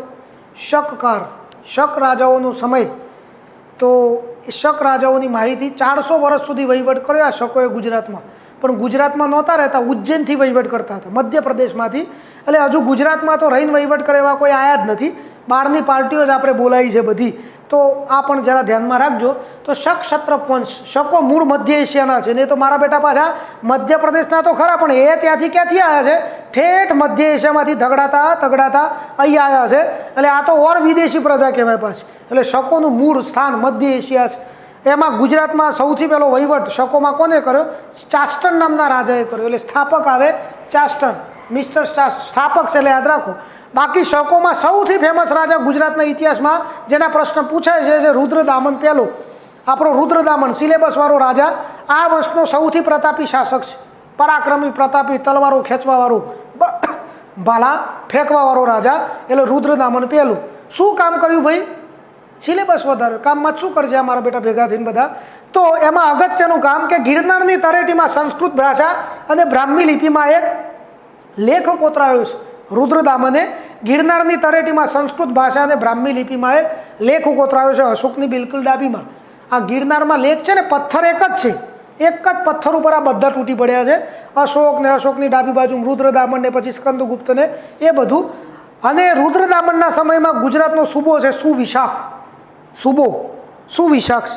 સુવિશાખ ગુજરાતમાં વહીવટ કરતો. તે સમયે બન્યું એવું કે સુદર્શન તળાવ તૂટી ગયું. અને જે સુદર્શન તળાવ તૂટ્યું એ તળાવનું રિપેરિંગ પણ પછી થઈ ગયું છે. એટલે સુદર્શન તળાવનું સૌ પ્રથમ સમારકામ કયા રાજાના સમયમાં થયું? તો રુદ્રદામનના સમયમાં થયું છે. સૂબો કોણ છે? સુવિશાખ. તો બીજું ત્રીજા નંબરનો સૂબો આવ્યો, યાદ કરો, ચંદ્રગુપ્ત. તો સુબાનું નામ શું છે? પુષ્યગુપ્ત. અશોક, સુબાનું નામ શું છે? યવનરાજ તુષાશ્વ. અને હવે આયા રુદ્રદામન, સુબાનું નામ શું છે? સુવિશાખ. ક્લિયર કામકાજ? આટલું યાદ રાખવાનું છે શકકાળમાં. આમ તો એને પછી સાતવાહન વંશના રાજાને હરાવીને બધું આવે, પણ ગુજરાતમાં એટલી બધું મહત્ત્વ છે નહીં. એટલે આપણે આટલું તૈયાર કરો ને સાહેબ, જલસો થઈ ગયો. તમને 99% ક્યાંય વાંધો જ નહીં આવે. એટલે તો આપણે આ મેરેથોન દોડ શરૂ કરી છે. આ વંશનો છેલ્લો રાજા છે રુદ્રસિંહ ત્રીજો. કેટલીય પેઢી તો બહુ લાંબી છે. રુદ્રદામન પહેલો, બીજો, ત્રીજો, રુદ્રસેન પહેલો, બીજો, ત્રીજો, રુદ્રસિંહ પહેલો, બીજો, ત્રીજો, બધું લિસ્ટ લાંબુ છે. પણ કશાએ કશું ગલુડિયા કર કર્યા, કંઈ કામ કર્યા નથી. છેલ્લો રાજા છે રુદ્રસિંહ ત્રીજો. આ કેમ છેલ્લો થઈ ગયો? તો એ ગુપ્ત રાજાએ એની હત્યા કરી નાખી.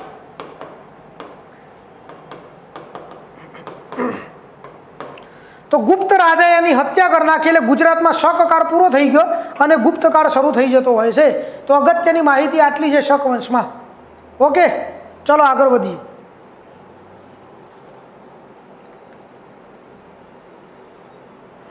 પ્રકરણ નંબર 5, ગુપ્તકાળ. પ્રકરણ નંબર 5, ગુપ્તકાળ. ભારતનો સુવર્ણ યુગ.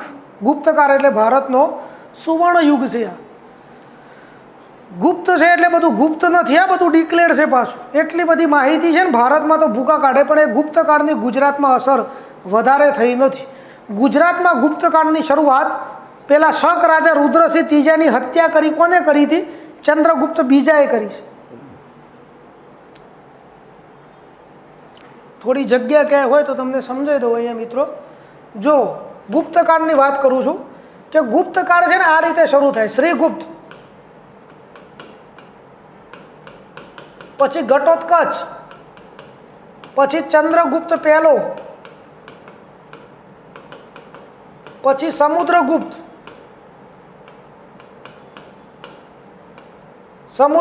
પછી ચંદ્રગુપ્ત બીજું. આમ તો રામગુપ્ત આવે છે પણ એનું કામ નથી એટલે નથી લખતા આપણે ભાઈ.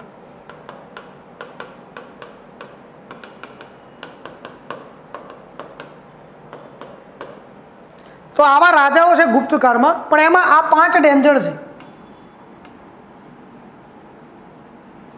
અને 5માંથી આ 2 જણાએ ગુજરાતમાં વહીવટ કર્યો નથી. વહીવટ ફક્ત 3 જ કર્યો છે. કેમ? તો આને હત્યા કરી નાખી અને સત્તા પરિવર્તન કરી દીધું એટલા માટે ભાઈ. સિમ્પલ છે કે એવું ના હોય કે આને કેમ વહીવટ ના મળે, તો ભાઈ એમને ગુજરાતમાં જીતવાનો પ્રયત્ન ના કર્યો તો ના મેળ ખાય. જે જીતે એને સત્તા મળે. સમુદ્રગુપ્ત ભારતનો નેપોલિયન કહેવાય.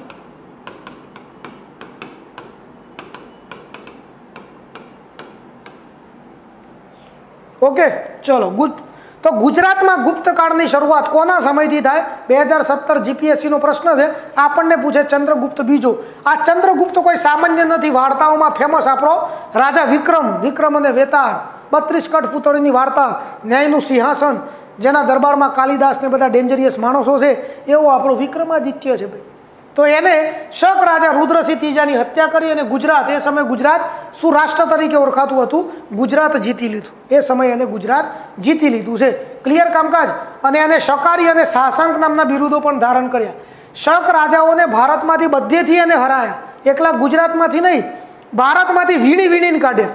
અને બધી જગ્યાએથી શકોને હરાઈ દીધા હોવાથી ભારતના ઇતિહાસમાં ચંદ્રગુપ્ત બીજો કયા નામે ઓળખાય છે? શકારી તરીકે પણ ઓળખાય છે. શક સત્તા નાબૂદ કરી હોવાથી.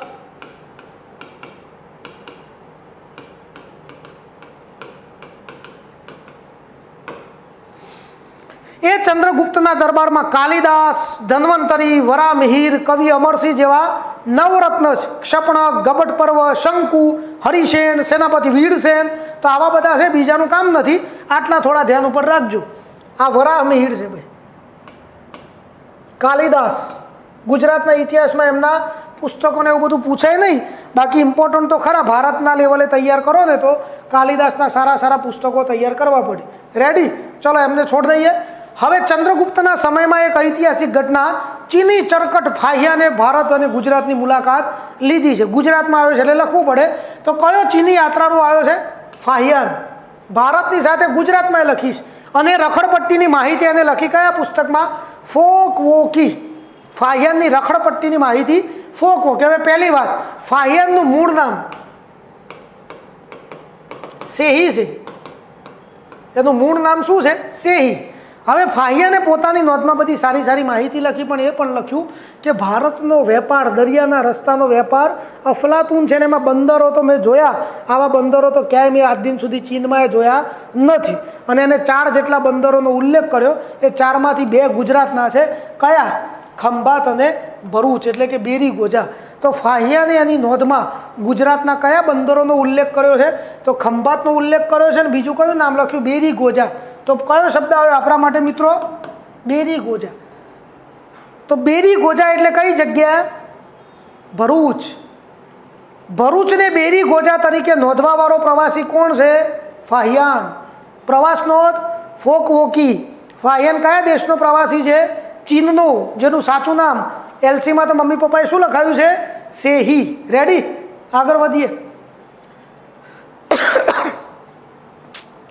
કુમારગુપ્ત પછી ચંદ્રગુપ્ત પછી કુમારગુપ્ત આવે.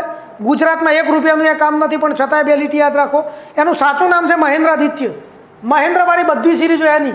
મહેન્દ્ર, શ્રી મહેન્દ્ર, મહેન્દ્ર કુમાર, મહેન્દ્રસિંહ ધોની, જે લખો એ લખાય. તો મહેન્દ્રવાળા બધા નામ કોના છે? કુમારગુપ્ત પહેલાના છે.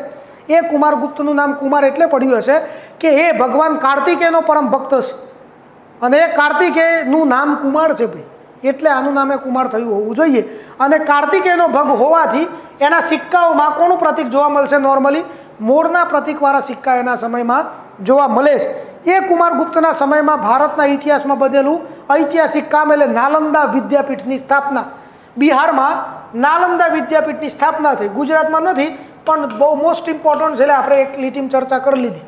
બિહારમાં થઈ નાલંદા વિદ્યાપીઠ, જેને ઇતિહાસમાં ઓક્સફર્ડ ઓફ મહાયાન કહેવામાં આવે છે. ઓક્સફર્ડ ઓફ મહાયાન તરીકે ઓળખવામાં આવે છે. મહાયાન સંપ્રદાય બૌદ્ધ ધર્મનું સારામાં સારું એજ્યુકેશન આપતી આ નાલંદા વિદ્યાપીઠ, જે પછી બખત્યાર ખિલજી નામના એક ઇન્ટરનેશનલ આક્રમણખોરે તેનો નાશ કરી નાખ્યો છે. ઠીક છે, આગળ વધીએ હવે. સ્કંદગુપ્ત. સ્કંદગુપ્તને ઇતિહાસમાં ક્રમાદિત્ય અથવા તો કર્માદિત્ય તરીકે પણ ઓળખવામાં આવે છે. અને ગુપ્ત શાસકોમાં સૌથી છેલ્લો મહાન શાસક એ છે. આપણે પેલા 5 ઉપર બોક્સ બનાવ્યું ને, એ 5 મહાન શાસકો કહેવાય. એમાં સૌથી છેલ્લે મહાન કોણ આવે? સ્કંદગુપ્ત આવે છે. હવે સ્કંદગુપ્તે પણ ગિરનારની તળેટીમાં શિલાલેખ કોતરાય. તો ગિરનાર જે ખરું મિત્રો, એ ગિરનારમાં 3 રાજાઓના લેખ થઈ ગયા. મિસ્ટર અશોક, રુદ્રદામન પહેલો, અને હવે કોણ આવ્યું? સ્કંદગુપ્ત. અશોકના શિલાલેખ પાલી ભાષા બ્રાહ્મી લિપિ, રુદ્રદામન અને સ્કંદગુપ્ત બંનેના શિલાલેખ સંસ્કૃત ભાષા અને બ્રાહ્મી લિપિમાં છે. તો આ રીતે આના પણ શિલાલેખ છે ગિરનારની તળેટીમાં. આ સિવાય કોઈનો લેખ આવશે નહીં હવે ગિરનારમાં. તો આ 3 રાજાઓના લેખને ભેગા કરીને અને ગિરનારના લેખને ત્રિલેખ પણ કહેવામાં આવે છે. ગુજરાતમાં ત્રિલેખ ક્યાં આવ્યું? તો ગિરનાર. આપણને એમ થાય કે આ નવો લેખ આવ્યો છે, પણ એ નવો નથી. હવે આના સમયમાં સૂબો છે પર્ણદત્ત. ગુજરાતમાં રાજ્યપાલ સૂબો કોણ છે? પર્ણદત્ત. અને પર્ણદત્તનો દીકરો ચક્રપાલી. સુદર્શન તળાવ તૂટી ગયું હતું, તો એને સુદર્શન તળાવનું રિપેરિંગ કરાવ્યું હતું અને તળાવના કિનારે વિષ્ણુ ભગવાનનું મંદિર પણ બંધાયું હતું. તો સુદર્શન તળાવ ફરી તૂટ્યું છે ભાઈ. પહેલાં ક્યારે તૂટ્યું? આગલી સ્લાઇડમાં સાહેબ, આગલી સ્લાઇડમાં તૂટ્યું હતું. તો શકકાળ દરમિયાન તૂટ્યું. રુદ્રદામનના સમયમાં સુવિશાખે રિપેરિંગ કરાવી દીધું. ફરી સ્કંદગુપ્તના સમયમાં તૂટ્યું. ચક્રપાલિતે સમારકામ કરાયું અને રિપેરિંગ કરાયા પછી કયા ભગવાનનું મંદિર બનાવી દીધું? વિષ્ણુ ભગવાનનું મંદિર બનાવ્યું. એ પાછો પ્લસ પોઈન્ટ છે.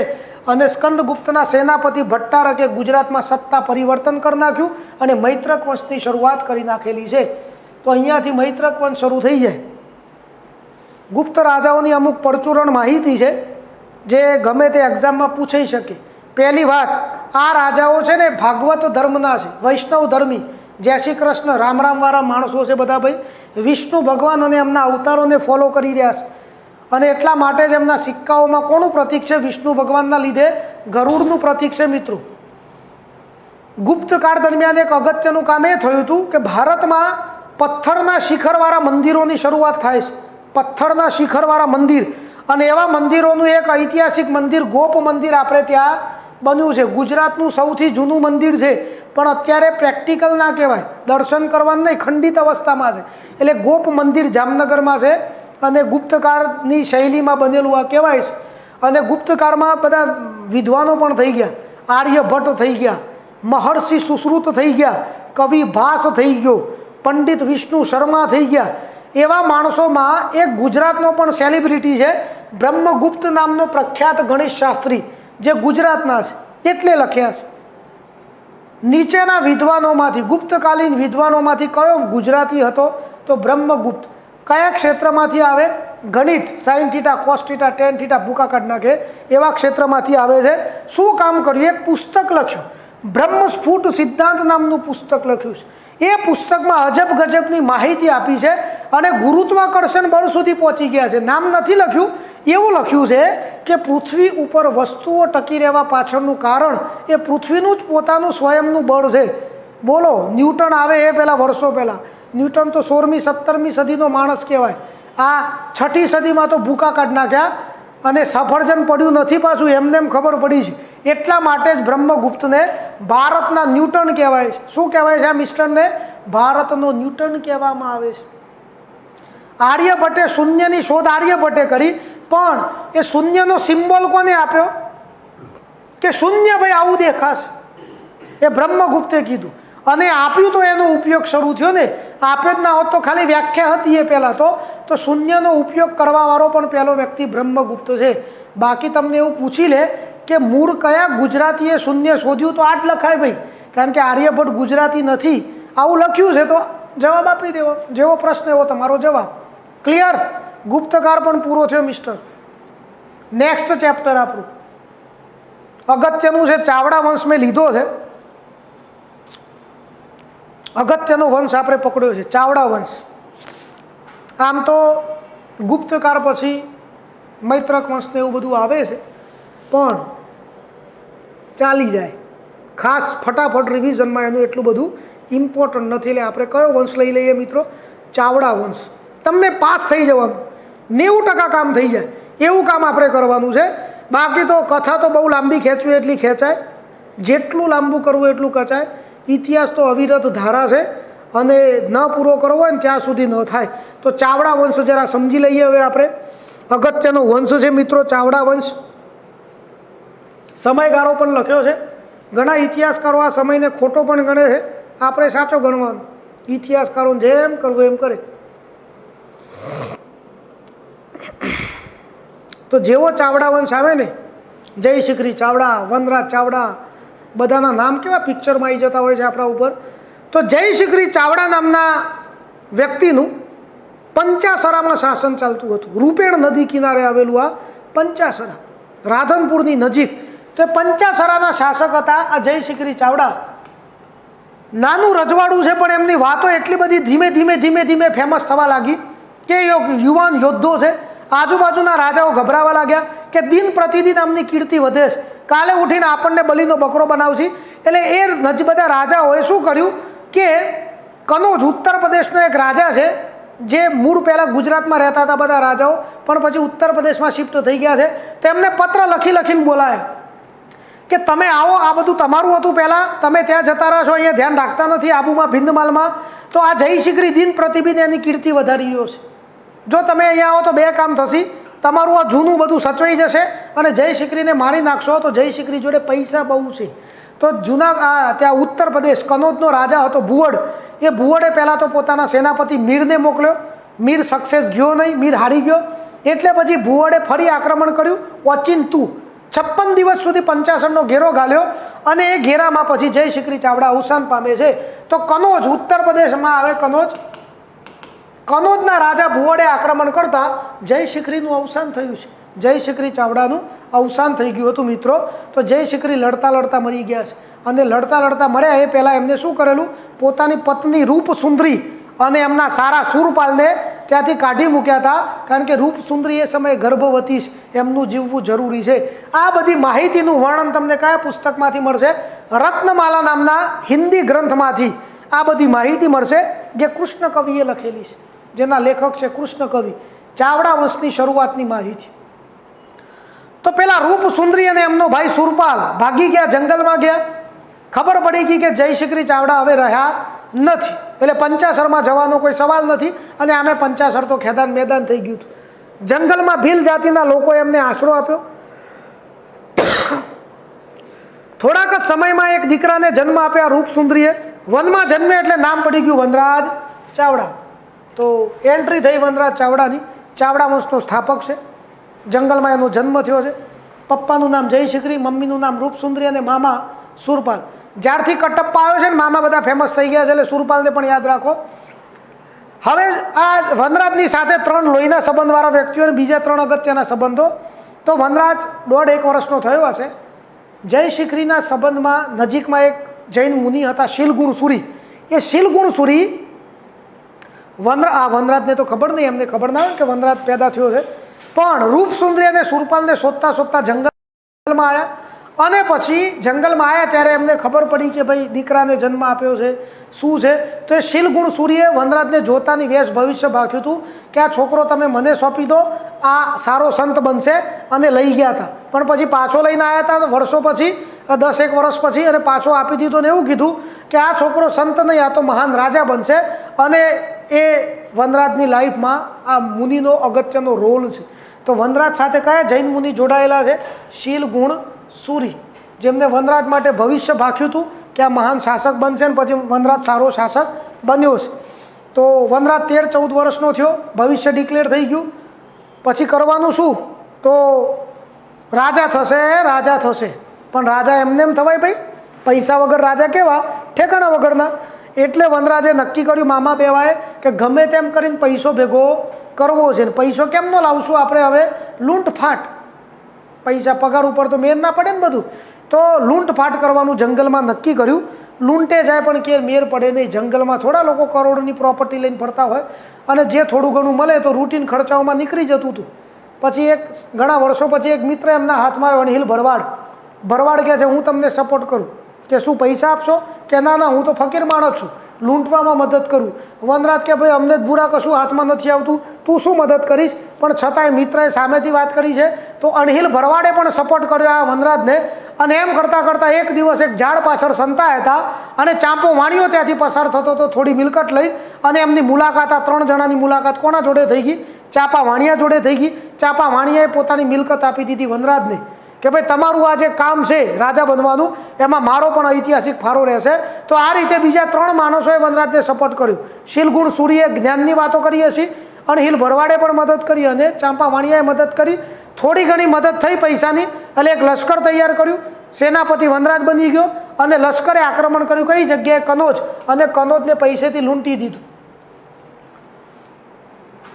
તો વનરાજ ચાવડાએ લૂંટફાટ કરી અને પ્રોપર્ટી ભેગી કરી, અને એટલા માટે જ વનરાજને ઇતિહાસમાં ચાપોટ ક ટ છે, આ ર નથી. વનરાજને ચાપોટકટ કહેવાય છે. લૂંટફાટ કરી અને સંપત્તિ ભેગી કરી એટલે વનરાજ ચાવડા કયા નામે ઓળખાયો? ચાપોટકટ તરીકે મિત્રો ઓળખાયો છે. તો આવા ચાપોટકટ વનરાજના જોડે પછી લૂંટ્યા પછી ઓર પૈસા આવી ગયા. જંગલોમાં ઘણા વર્ષો રહ્યો ને પછી એને એમ લોકોએ કીધું કે તમારે તમારા પિતાની જેમ એક વહીવટ સ્થાપવો જોઈએ. તો ઈસવીસન 746માં વનરાજ ચાવડાએ ગુજરાતનું ઐતિહાસિક શહેર પાટણ, અણહિલપુર પાટણની સ્થાપના કરી પોતાના મિત્રના નામ ઉપરથી. અણહિલ ભરવાડે અને અગત્યની મદદ કરી હતી, તો મિત્રના નામ ઉપરથી આ શહેરનું નામ શું આપી દીધું? અણહિલપુર પાટણ. ઈસવીસન 746 વિક્રમ સંવત 802 ભરવાડને સેનાપતિ બનાવી દીધો. બીજો મિત્ર છે ચાંપા વાણિયો, જેને વણિક જાંબન પણ કહેવાય છે, એના નામ ઉપરથી કયું શહેર વસાવી દીધું? ઐતિહાસિક ચાંપાનેર, જે પંચમહાલમાં આવેલું છે, વર્લ્ડ હેરિટેજ સાઇટ છે આ જગ્યા. તો ચાંપાનેરની સ્થાપના પણ કોને કરી? વનરાજ ચાવડાએ કરી છે. અને ચાંપા વાણિયાને મંત્રી બનાવી દીધો. વનરાજે એવું કહેવાય છે કે કોઈનો પણ બદલો બાકી નથી રાખ્યો, બધાનો બદલો ચૂકવી દીધો છે. મામા જીવતા નહોતા, નહીં તો મામાને તો રાષ્ટ્રપતિ બનાવવાની ગણતરી છે ભાઈ. પણ પેલા જૈન મુનિ જીવે છે, એ જૈન મુનિને વેલકમ કર્યું કે મુનિ તમે પાટણ આવો, હું તમને મારા રાજગુરુ બનાવું છું. પણ મુનિએ ના પાડી કે ના ભાઈ, ઉંમર થઈ ગઈ છે, કંઈ હવે મૂવમેન્ટ કરવી નથી. તને જો મારી વાતમાં દમ લાગે તે કામ કર. તારા પિતા અને અમારી એક ઈચ્છા હતી કે પંચાસરમાં એક દેરાસર બને, એટલે અમે એક મૂર્તિ પણ લાવ્યા હતા ભગવાન પાર્શ્વનાથની, પણ દેરાસર બન્યું નહીં. તો એ મૂર્તિ આજે એમનેમ પડી છે પંચાસર ખેદાન મેદાનમાં. તો તારી ઈચ્છા હોય તો આ મૂર્તિ તું પાટણ લાય અને દેરાસર બનાવી દે. તો વનરાજ ચાવડાએ પાટણમાં એક દેરાસર બનાવ્યું, જેનું નામ શું છે? પંચાસરા પાર્શ્વનાથનું દેરાસર. મિત્રો આજે છે પંચાસરા પાર્શ્વનાથનું દેરાસર. પંચાસરમાં નહીં, પાટણમાં બનાવ્યું. પાટણમાં કિલ્લો પણ બનાવ્યો. રહેવાનું હોય ને તંબુ તાણીને થોડો વહીવટ કરે ભાઈ, એટલે કિલ્લો એ બનાવ્યો. અને પંચાસરા પાર્શ્વનાથનું દેરાસર પણ બંધાવ્યું છે. એ દેરાસરની બાજુમાં વનરાજની પ્રતિમા આવેલી હતી.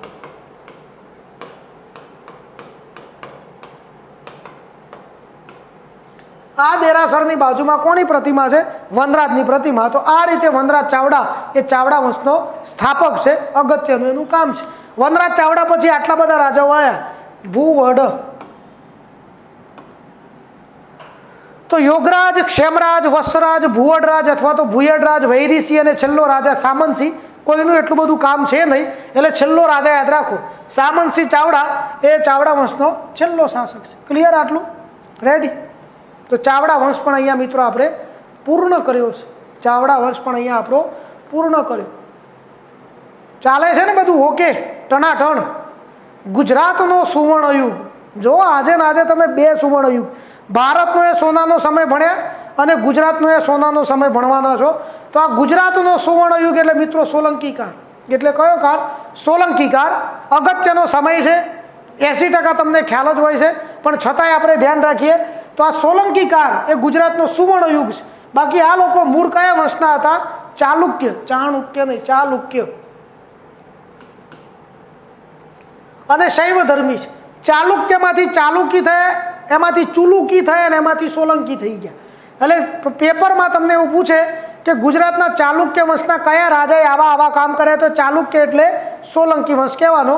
અને સોલંકી રાજાઓ કોને ફોલો કરી રહ્યા છે? બમ બમ બોલે હર હર મહાદેવ વાળા છે બધા, શિવજીને ફોલો કરે છે. કટ્ટર નથી પણ શિવજી એટલા બધા ફોલો કર્યા કે ગુજરાતમાંથી બૌદ્ધ ધર્મ તો લોકો ભૂલી જ ગયા.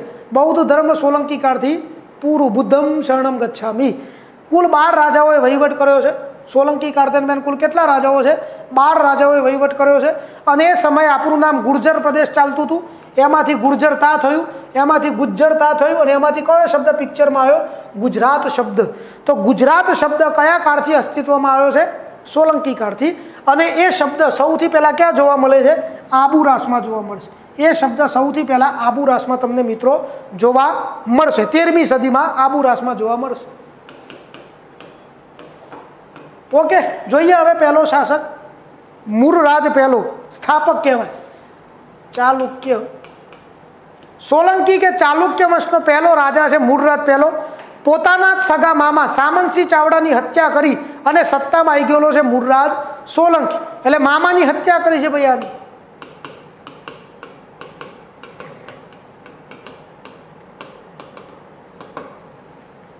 આ છે ભાઈ સામંતસિંહ ચાવડા, એના મામા છે. મામાની હત્યા કરી, તખ્ત પલટો કરી અને સોલંકી વંશની સ્થાપના કરી નાખી. સત્તામાં આવતાની સાથે જ એને ધડાધડ બધે અત્ર તત્ર સર્વત્ર ઉત્તર દક્ષિણ પૂર્વ પશ્ચિમ યુદ્ધ કર્યા છે. કઈ કઈ જગ્યાએ મૂળરાજના યુદ્ધ છે? તો અગત્યનું પહેલું વંથલીનું યુદ્ધ. જુનાગઢ. વંથલી એટલે જુનાગઢનો રાજા છે ગ્રહરીપુ. ગ્રહરીપુ જે ચુડાસમા વંશનો હતો એને હરાઈ દીધો છે. આ ગ્રહરીપુ એ સોમનાથમાં આવતા પંડિતોને પજવતો હતો મિત્રો. એમાં અણહિલપુરના લોકોને તો પ્રતિબંધ, સોમનાથમાં દર્શન કરવાના નહીં. એટલે મૂળરાજનો પિત્તો ગયો અને ગ્રહરીપુને હરાઈ કેદ કરી અને પાટણ લાવતો હતો. તો ગ્રહરીપુનો મિત્ર પિક્ચરમાં આવ્યો કે હું મારા મિત્રને પાટણ નહીં લઈ જવા દઉં. અને કચ્છનો રાજા સામે આવી ગયો લાખો ફુલાણી. તો લાખો ફુલાણી એ ગ્રહરીપુને છોડાવવા આવે છે. અને અત્યારનો રાજકોટ જિલ્લો ને એમાં એક ગામ છે આટકોટ, એના મેદાનોમાં મૂળરાજ અને લાખા વચ્ચે દ્વંદ્વ યુદ્ધ, મલ્લ યુદ્ધ થાય છે. બે લડે, લશ્કર નહીં. અને એમાં લાખા ફુલાણીની હત્યા થઈ જાય છે. તો એક જ કારણસર મૂળરાજે ગ્રહરીપુને પછી મારી નાખ્યો અને કચ્છનો મહાન શાસક લાખા ફુલાણીને મારી નાખ્યો, જેનું સાચું નામ હતું લક્ષ. આવીને આવી બીજી વાર્તા છે. લાખા એવું કીધું હતું કે તાકાત હોય તો ભાઈ મને હરાઈ બતાય. તો એને કચ્છ ઉપર આક્રમણ કર્યું મૂળરાજે અને કચ્છમાં કપિલકોટનો કિલ્લો જીતી લીધો. તો એક વાર્તા એ છે, એક અહીંયા છે. ઓવરઓલ લાખા ફુલાણીને હરાવવાવાળો કોણ છે? આપણો મૂળરાજ. ગ્રહરીપુને હરાઈ દીધો છે. અને આ કયા વંશનો છે? ચુડાસમા વંશનો રાજા છે. આટલું ક્લિયર?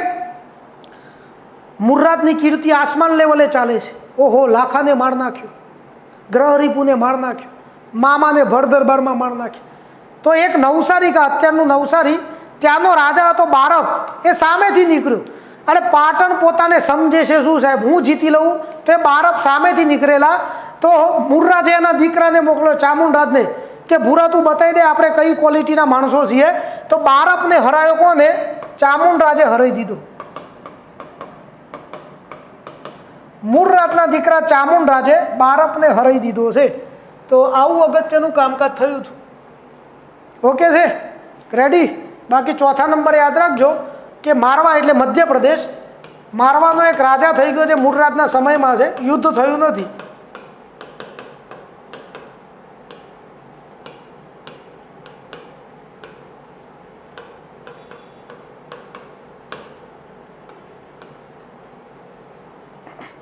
તો મારવાનો પ્રખ્યાત શાસક મુંજ પૃથ્વી વલ્લભ. મારવાનો પ્રખ્યાત શાસક મુંજ પૃથ્વી વલ્લભ એ મૂળરાજના સમયમાં થઈ ગયો છે. એ મિત્રો મૂળરાજના સમયમાં થઈ ગયો છે. ઐતિહાસિક શાસક છે પૃથ્વી વલ્લભ. નવલકથામાં મુનશીએ લખેલી છે. તો આ બેનને સમકાલીન છે એટલું ધ્યાનમાં રાખજો. હવે મૂળરાજના જોડે પૈસો બહુ આવ્યો છે, બધા યુદ્ધ કર્યા, વહીવટ કર્યો નથી, પૈસા લઈ લઈને બધે જીડીપી વધારી પાટણની. તો એને સિદ્ધપુરમાં રુદ્રમહાલય શરૂ કરાવડાવ્યું હતું. શિવજીનું એક મહાન મંદિરની શરૂઆત કોને કરાવી? મૂળરાજ સોલંકીએ કરાવડાવી છે મિત્રો. ક્લિયર અહીંયા સુધી? રેડી? મૂળરાજ સોલંકી સિદ્ધપુરમાં એનું અવસાન થશે. સરસ્વતી નદી કિનારે અગ્નિ પ્રવેશ કરી અને મૂળરાજ સોલંકીનું અવસાન થતું હોય છે. મૂળરાજ પછી એનો દીકરો છે મિત્રો ચામુંડરાજ, જેનું એટલું બધું કામ છે નહીં, એટલે ક્રમમાં યાદ રાખો. ચામુંડરાજને 3 દીકરા છે. એમાં સત્તામાં આવ્યો વલ્લભરાજ. વલ્લભરાજ 6 મહિના માટે સત્તામાં છે, પણ એનું બિરુદ રાજમદન શંકર.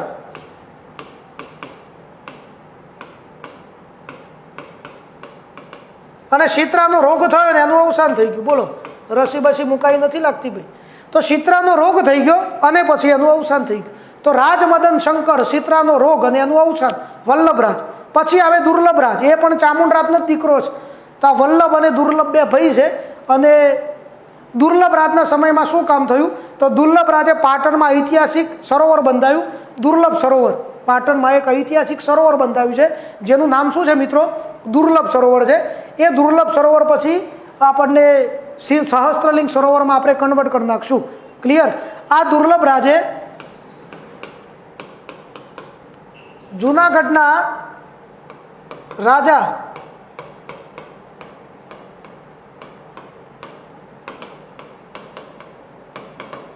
દરાયસને હરાવ્યો. આ પણ ચુડાસમા વંશનો જ રાજા છે ભાઈ.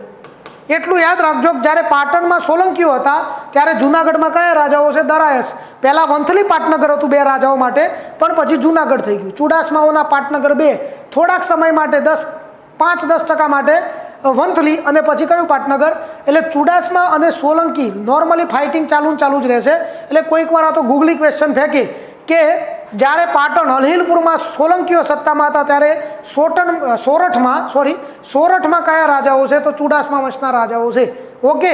હવે ભીમદેવ પહેલો એ ચામુંડરાજને 3 દીકરા, એક વલ્લભરાજ, એક દુર્લભરાજ અને ત્રીજો આવે છે નાગરાજ. એ નાગરાજનો દીકરો છે ભીમદેવ પહેલો. ઇતિહાસમાં ભીમ બાણાવરી કહેવાય છે. ધનુર્વિદ્યામાં નિપુણ શાસક છે. બધા રાજાઓ બાણ તો ચલાવી જ શકે, પણ આ થોડો એક્સ્ટ્રા ઓર્ડિનરી પેલા બાહુબલી જેવો હશે. ન તો બાહુબલીએ 2માં પેલું કર્યું હતું, રાજકુમારી નાગદ્વે મણિબંધમ બહિર્મુખમ તેજા, આવું બધું આવડતું હશે એને. તો આવો ભીમ બાણાવરી જે ધનુર્વિદ્યામાં નિપુણ શાસક છે, પણ બાણ કશું ચાલ્યું નહીં શરૂઆતમાં. કારણ મહેમૂદ ગજનવી, અફઘાનિસ્તાનનો ગજના પ્રાંતનો સુલતાન આ મહેમૂદ ગજનવી આવ્યો છે. ક્યાંથી આવ્યો ભાઈ? અફઘાનિસ્તાન નું ગજના પ્રાંત. તો મહેમૂદ ગજનવી ગુજરાતમાં 1025માં આવ્યો અને 6 અને 7 જાન્યુઆરી 1026ના રોજ એને સોમનાથ લૂંટી લીધું હતું. એ જ્યારે આવ્યો ત્યારે ભીમદેવ કંથકોટના ડુંગરમાં સંતાઈ ગયો છે.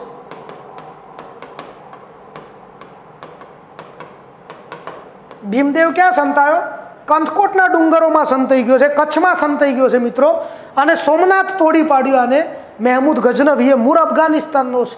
એ મહેમૂદ ગજનવીની સાથે આવવાવાળો વ્યક્તિ એટલે ઐતિહાસિક પ્રવાસી અલ-બરૂનીએ તહકીકે હિન્દ નામનું પુસ્તક લખ્યું છે. કયું પુસ્તક લખ્યું છે? તહકીકે હિન્દ. અને એ પુસ્તકમાં એને મહી નામની જે આપણી નદી છે એ મહી નદીને મહિન્દ્રી કીધી છે. અને ગુજરાત માટે કયો શબ્દ વાપર્યો તો? ગુજરાત.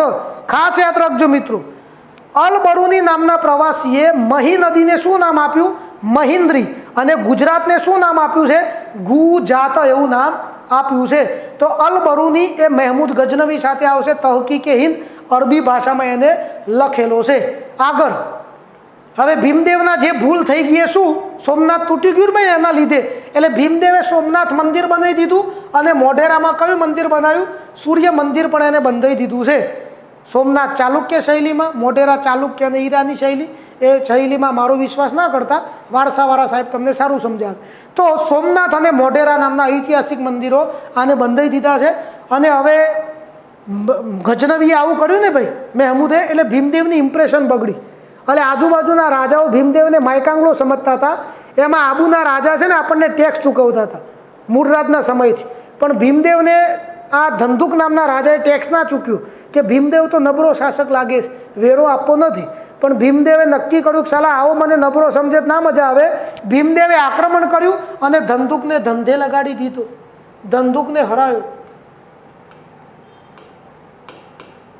અને બાદમાં આબુનો વહીવટ કોને સોંપ્યો? એને એના અંગત મિત્ર વિમલ મંત્રીને સોંપ્યો. તો ભીમદેવે આબુ જીતી લીધું, આબુના રાજા ધંધુકને હરાઈ દીધો અને આબુમાં પોતાનો ખાસ માણસ મૂક્યો વિમલ મંત્રી. વિમલ શાહ પણ કહેવાય. તો એ વિમલ મંત્રી પૈસાવાળો માણસ છે. એને શું કર્યું? આબુમાં એક દેરાસર બંધાયું, વિમલ વસહી. તો વિમલ વસઈ નામનું દેરાસર બંધાયું જેમાં ભગવાન ઋષભદેવની પ્રતિમા છે. નામ ભલે એનું છે. તો એ વિમલ મંત્રી ઐતિહાસિક દેરાસર, આબુનું પહેલું દેરાસર વિમલ વસઈ, અને બીજું બનાસકાંઠામાં કુંભારિયાના દેરા બંધાયા. બનાસકાંઠામાં કયા દેરા સર? કુંભારિયાના દેરા પણ એને બંધાયેલા છે. ક્લિયર કામકાજ આટલું? કોના સમયમાં બનાયા આ બધા ભાઈ? ભીમદેવ પહેલાના સમયમાં. કોણે બનાયા? વિમલ મંત્રીએ. કુંભારિયાના દેરા કયા જિલ્લામાં છે? બનાસકાંઠામાં. અંબાજીથી બિલકુલ નજીક 4-5 કિલોમીટરે આવેલા 5 દેરાસર છે. એમાં કેટલા છે ટોટલ? 5 દેરાસર છે. તો આવું કામકાજ આ ભીમદેવનું છે.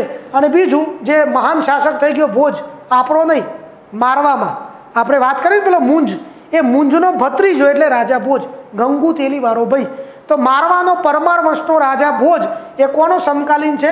ભીમદેવનું. તો મુંજ અને મૂળ રાજા સરખા સમયના, ભોજ અને ભીમદેવ. ભોજ મરી ગયો તો એની પાછળ ભીમદેવનો હાથ હતો એવું કહેવાય છે.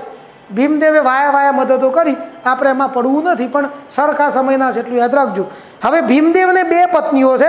એમાં એક પત્ની એટલે રાણી ઉદયમતી. એક પત્ની એટલે રાણી ઉદયમતી, જેમને કઈ વાવ બંધાઈ? રાણકી વાવ બંધાઈ છે પાટણમાં, જે 7 માળ ઊંડી છે અને જયા પ્રકારની વાવ છે. 7 માળ ઊંડી અને વાવનો કયો પ્રકાર આવે? જયા પ્રકાર. અને બીજા રાણીનું નામ છે બકુલા દેવી, જેમને સાહિત્યમાં ચૌલા દેવી પણ કહેવાય છે. અને ચૌલા દેવી જે એમના નામ ઉપરથી એક નવલકથા પણ છે જે ધૂમકેતુએ લખેલી છે. ચૌલા દેવી નવલકથા છે તે ધૂમકેતુએ મિત્રો લખેલી છે. તો અહીંયા સુધી મિત્રો ક્લિયર થઈ ગયા. અને હવે આપણે છેલ્લા એક શાસકને જોઈ લઈએ મિત્રો, કર્ણદેવ. ઉદયમતી અને ભીમદેવનો દીકરો કર્ણદેવ સોલંકી, જેમના પત્નીનું નામ છે મીનળ દેવી. જેમના પત્નીનું નામ શું છે? મીનળ દેવી, એટલે કે મયણલ્લા દેવી, જે ત્રૈલોક્ય મલ્લ બિરુદ એને ધારણ કર્યું છે કર્ણદેવે. મીનળ દેવી અને કર્ણદેવના લગ્ન બધા કેટલીય વાર્તાઓમાં વરાંકલે છે. હવે કર્ણદેવના પત્નીનું નામ તો ખ્યાલ આવી ગયો, મયણલ્લા. ક્યાંના છે ભાઈ આ મીનળ દેવી? તો ચંદ્રપુર, કર્ણાટકના રાજા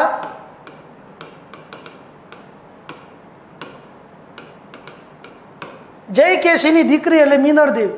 કર્ણાટકના રાજા, ચંદ્રપુરના રાજા જયકેશીની દીકરી એટલે મીનળ દેવી, એટલે કે મયણલ્લા. અને એ કર્ણદેવે બિરુદ ધારણ કર્યું છે ત્રૈલોક્ય મલ્લ નામનું બિરુદ. હવે કર્ણદેવના સમયમાં શું કામ થયું? તો કર્ણદેવે અસારવાનો વિસ્તાર અત્યારે ખરો જે આશાપલ્લી તરીકે ઓળખાતો, ત્યાં ભીલ સરદાર આશાનું શાસન છે. કોઈ એને હરાઈ નહોતું શકતું. કર્ણદેવે એને હરાઈ દીધો છે. ભીલ સરદાર આશા એટલે કે આશા ભીલને હરાયો. અને જે આશાપલ્લી છે એની જગ્યાએ વસાયેલું ઐતિહાસિક શહેર એટલે કર્ણાવતી. તો કર્ણાવતી નામનું શહેર વસાવ્યું કર્ણદેવે. પછી એવું ના લગતા કર્ણાવતી નામની દાબેલી, વડાપાઉં, લારીઓ પણ એના નામથી શરૂ થઈ, એવું નથી ભાઈ. આપણે તમે નવો બિઝનેસ શરૂ કરાવશો. એ કર્ણાવતી નગરમાં કર્ણસાગર નામનું તળાવ પણ એને નામે શરૂ થયું. તો અત્યારે કશું જ નથી. અત્યારે કશું નથી. બધું અમદાવાદમાં મર્જ થઈ ગયું છે અને પુરાવા મળતા કોઈક વખતે આપેલું જેસીબીથી કોઈ ખોદે તો પથ્થરો નીકળતા હોય છે, પણ એ તો ચાલે બધું. એ પથ્થરોમાં કશું મળે નહીં મિત્રો આપણને. તો એક આ કામકાજ છે. બાકી કર્ણદેવેનું યુવાન અવસ્થામાં જ અવસાન થઈ જાય છે. મારવાનો એક રાજા હતો નરવર્મા. આ ભોજ અને એમની પેઢીમાં આગળ આવશું. તો નરવર્મા નામના એક રાજાએ આક્રમણ કર્યું, જેમાં કર્ણદેવ લડતા લડતા મરી ગયો છે. એ સમયે એમનો દીકરો સિદ્ધરાજ જયસિંહ બિલકુલ નાનો છે. એટલે વહીવટ કોના હાથમાં ગયો? બધો રાજમાતા મીનળ દેવીએ. અને મીનળ દેવીએ બધો વહીવટ કરતાં કરતાં ગુજરાતમાં સારા એવા કામે કરાવડાયા છે. ગુજરાતના પ્રથમ સ્ત્રી શાસક છે આ મીનળ દેવી. વહીવટ કરતા, શાસન કરતા. એમના સમયમાં શું કામ થયા? તો મલાવ તળાવ બંધાયું ધોળકામાં. મલાવ તળાવ બંધાયું ધોળકામાં. અને શાના માટે ફેમસ છે? ન્યાયનું દ્રષ્ટાંત છે. ન્યાય જોવો હોય તો મલાવ તળાવ જુઓ. મુનસર તળાવ બંધાયું વિરમ ગામમાં. તો મલાવ તળાવ અને મુનસર તળાવ. હવે ચવાઈ ગયેલા તળાવ છે ભાઈ. આ બધા આપણા ડીએનએમાં એ સેટ થઈ ગયા છે. આવનારી પેઢીને તો એમને આવડશે. નાના ટેણિયાને જો કોઈ કહે ને કે ભાઈ મલાવ તળાવ, તો જવાબ આપી દે ફટ કરતો 4-5 વર્ષનો છોકરો કે ધોળકામાં છે. અલા બેટા, તને કેવી રીતે ખબર? કે મમ્મી પપ્પા તૈયારી કરે ને સ્પર્ધાત્મક પરીક્ષાની, એટલે મને ઓટોમેટિક આવડે જ બધું. તો મુનસર તળાવ વિરમ ગામમાં છે. બાકી પાલનપુરમાં કીર્તિસ્તંભ અને પાતાલેશ્વર મંદિર પણ મીનળ દેવીએ બંધાયા હતા. રેડી મિત્રો અહીંયા સુધી? તો આપણી ઇતિહાસમાં મિત્રો આપણે જે આજે ભણ્યા, આપણી આ સિરીઝ પહેલી લીધી છે, અડધા સુધી આપણે પહોંચ્યા છીએ. હજુ એક પાર્ટ 2 લાવશું અને એમાં ગુજરાત અડધું બીજું પૂરું કરી નાખશું. એટલે તમે આપણી સાથે જોડાયેલા રહો. પ્રાજસ્વ ફાઉન્ડેશનમાં આપણે આજે જે ભણ્યા વિડીયો સતત રિપીટ કરો 2 થી 3 વાર, તૈયારી કરી નાખો, નોટ્સ બનાવી દો. અને એ જ આપણો ટાર્ગેટ છે કે તમને પીએસઆઈ કોન્સ્ટેબલ જેવી બીજી કોઈ બી એક્ઝામમાં ગુજરાતના ઇતિહાસમાં તકલીફ પડવી જોઈએ નહીં. ઓકે, નમસ્તે, જય હિન્દ.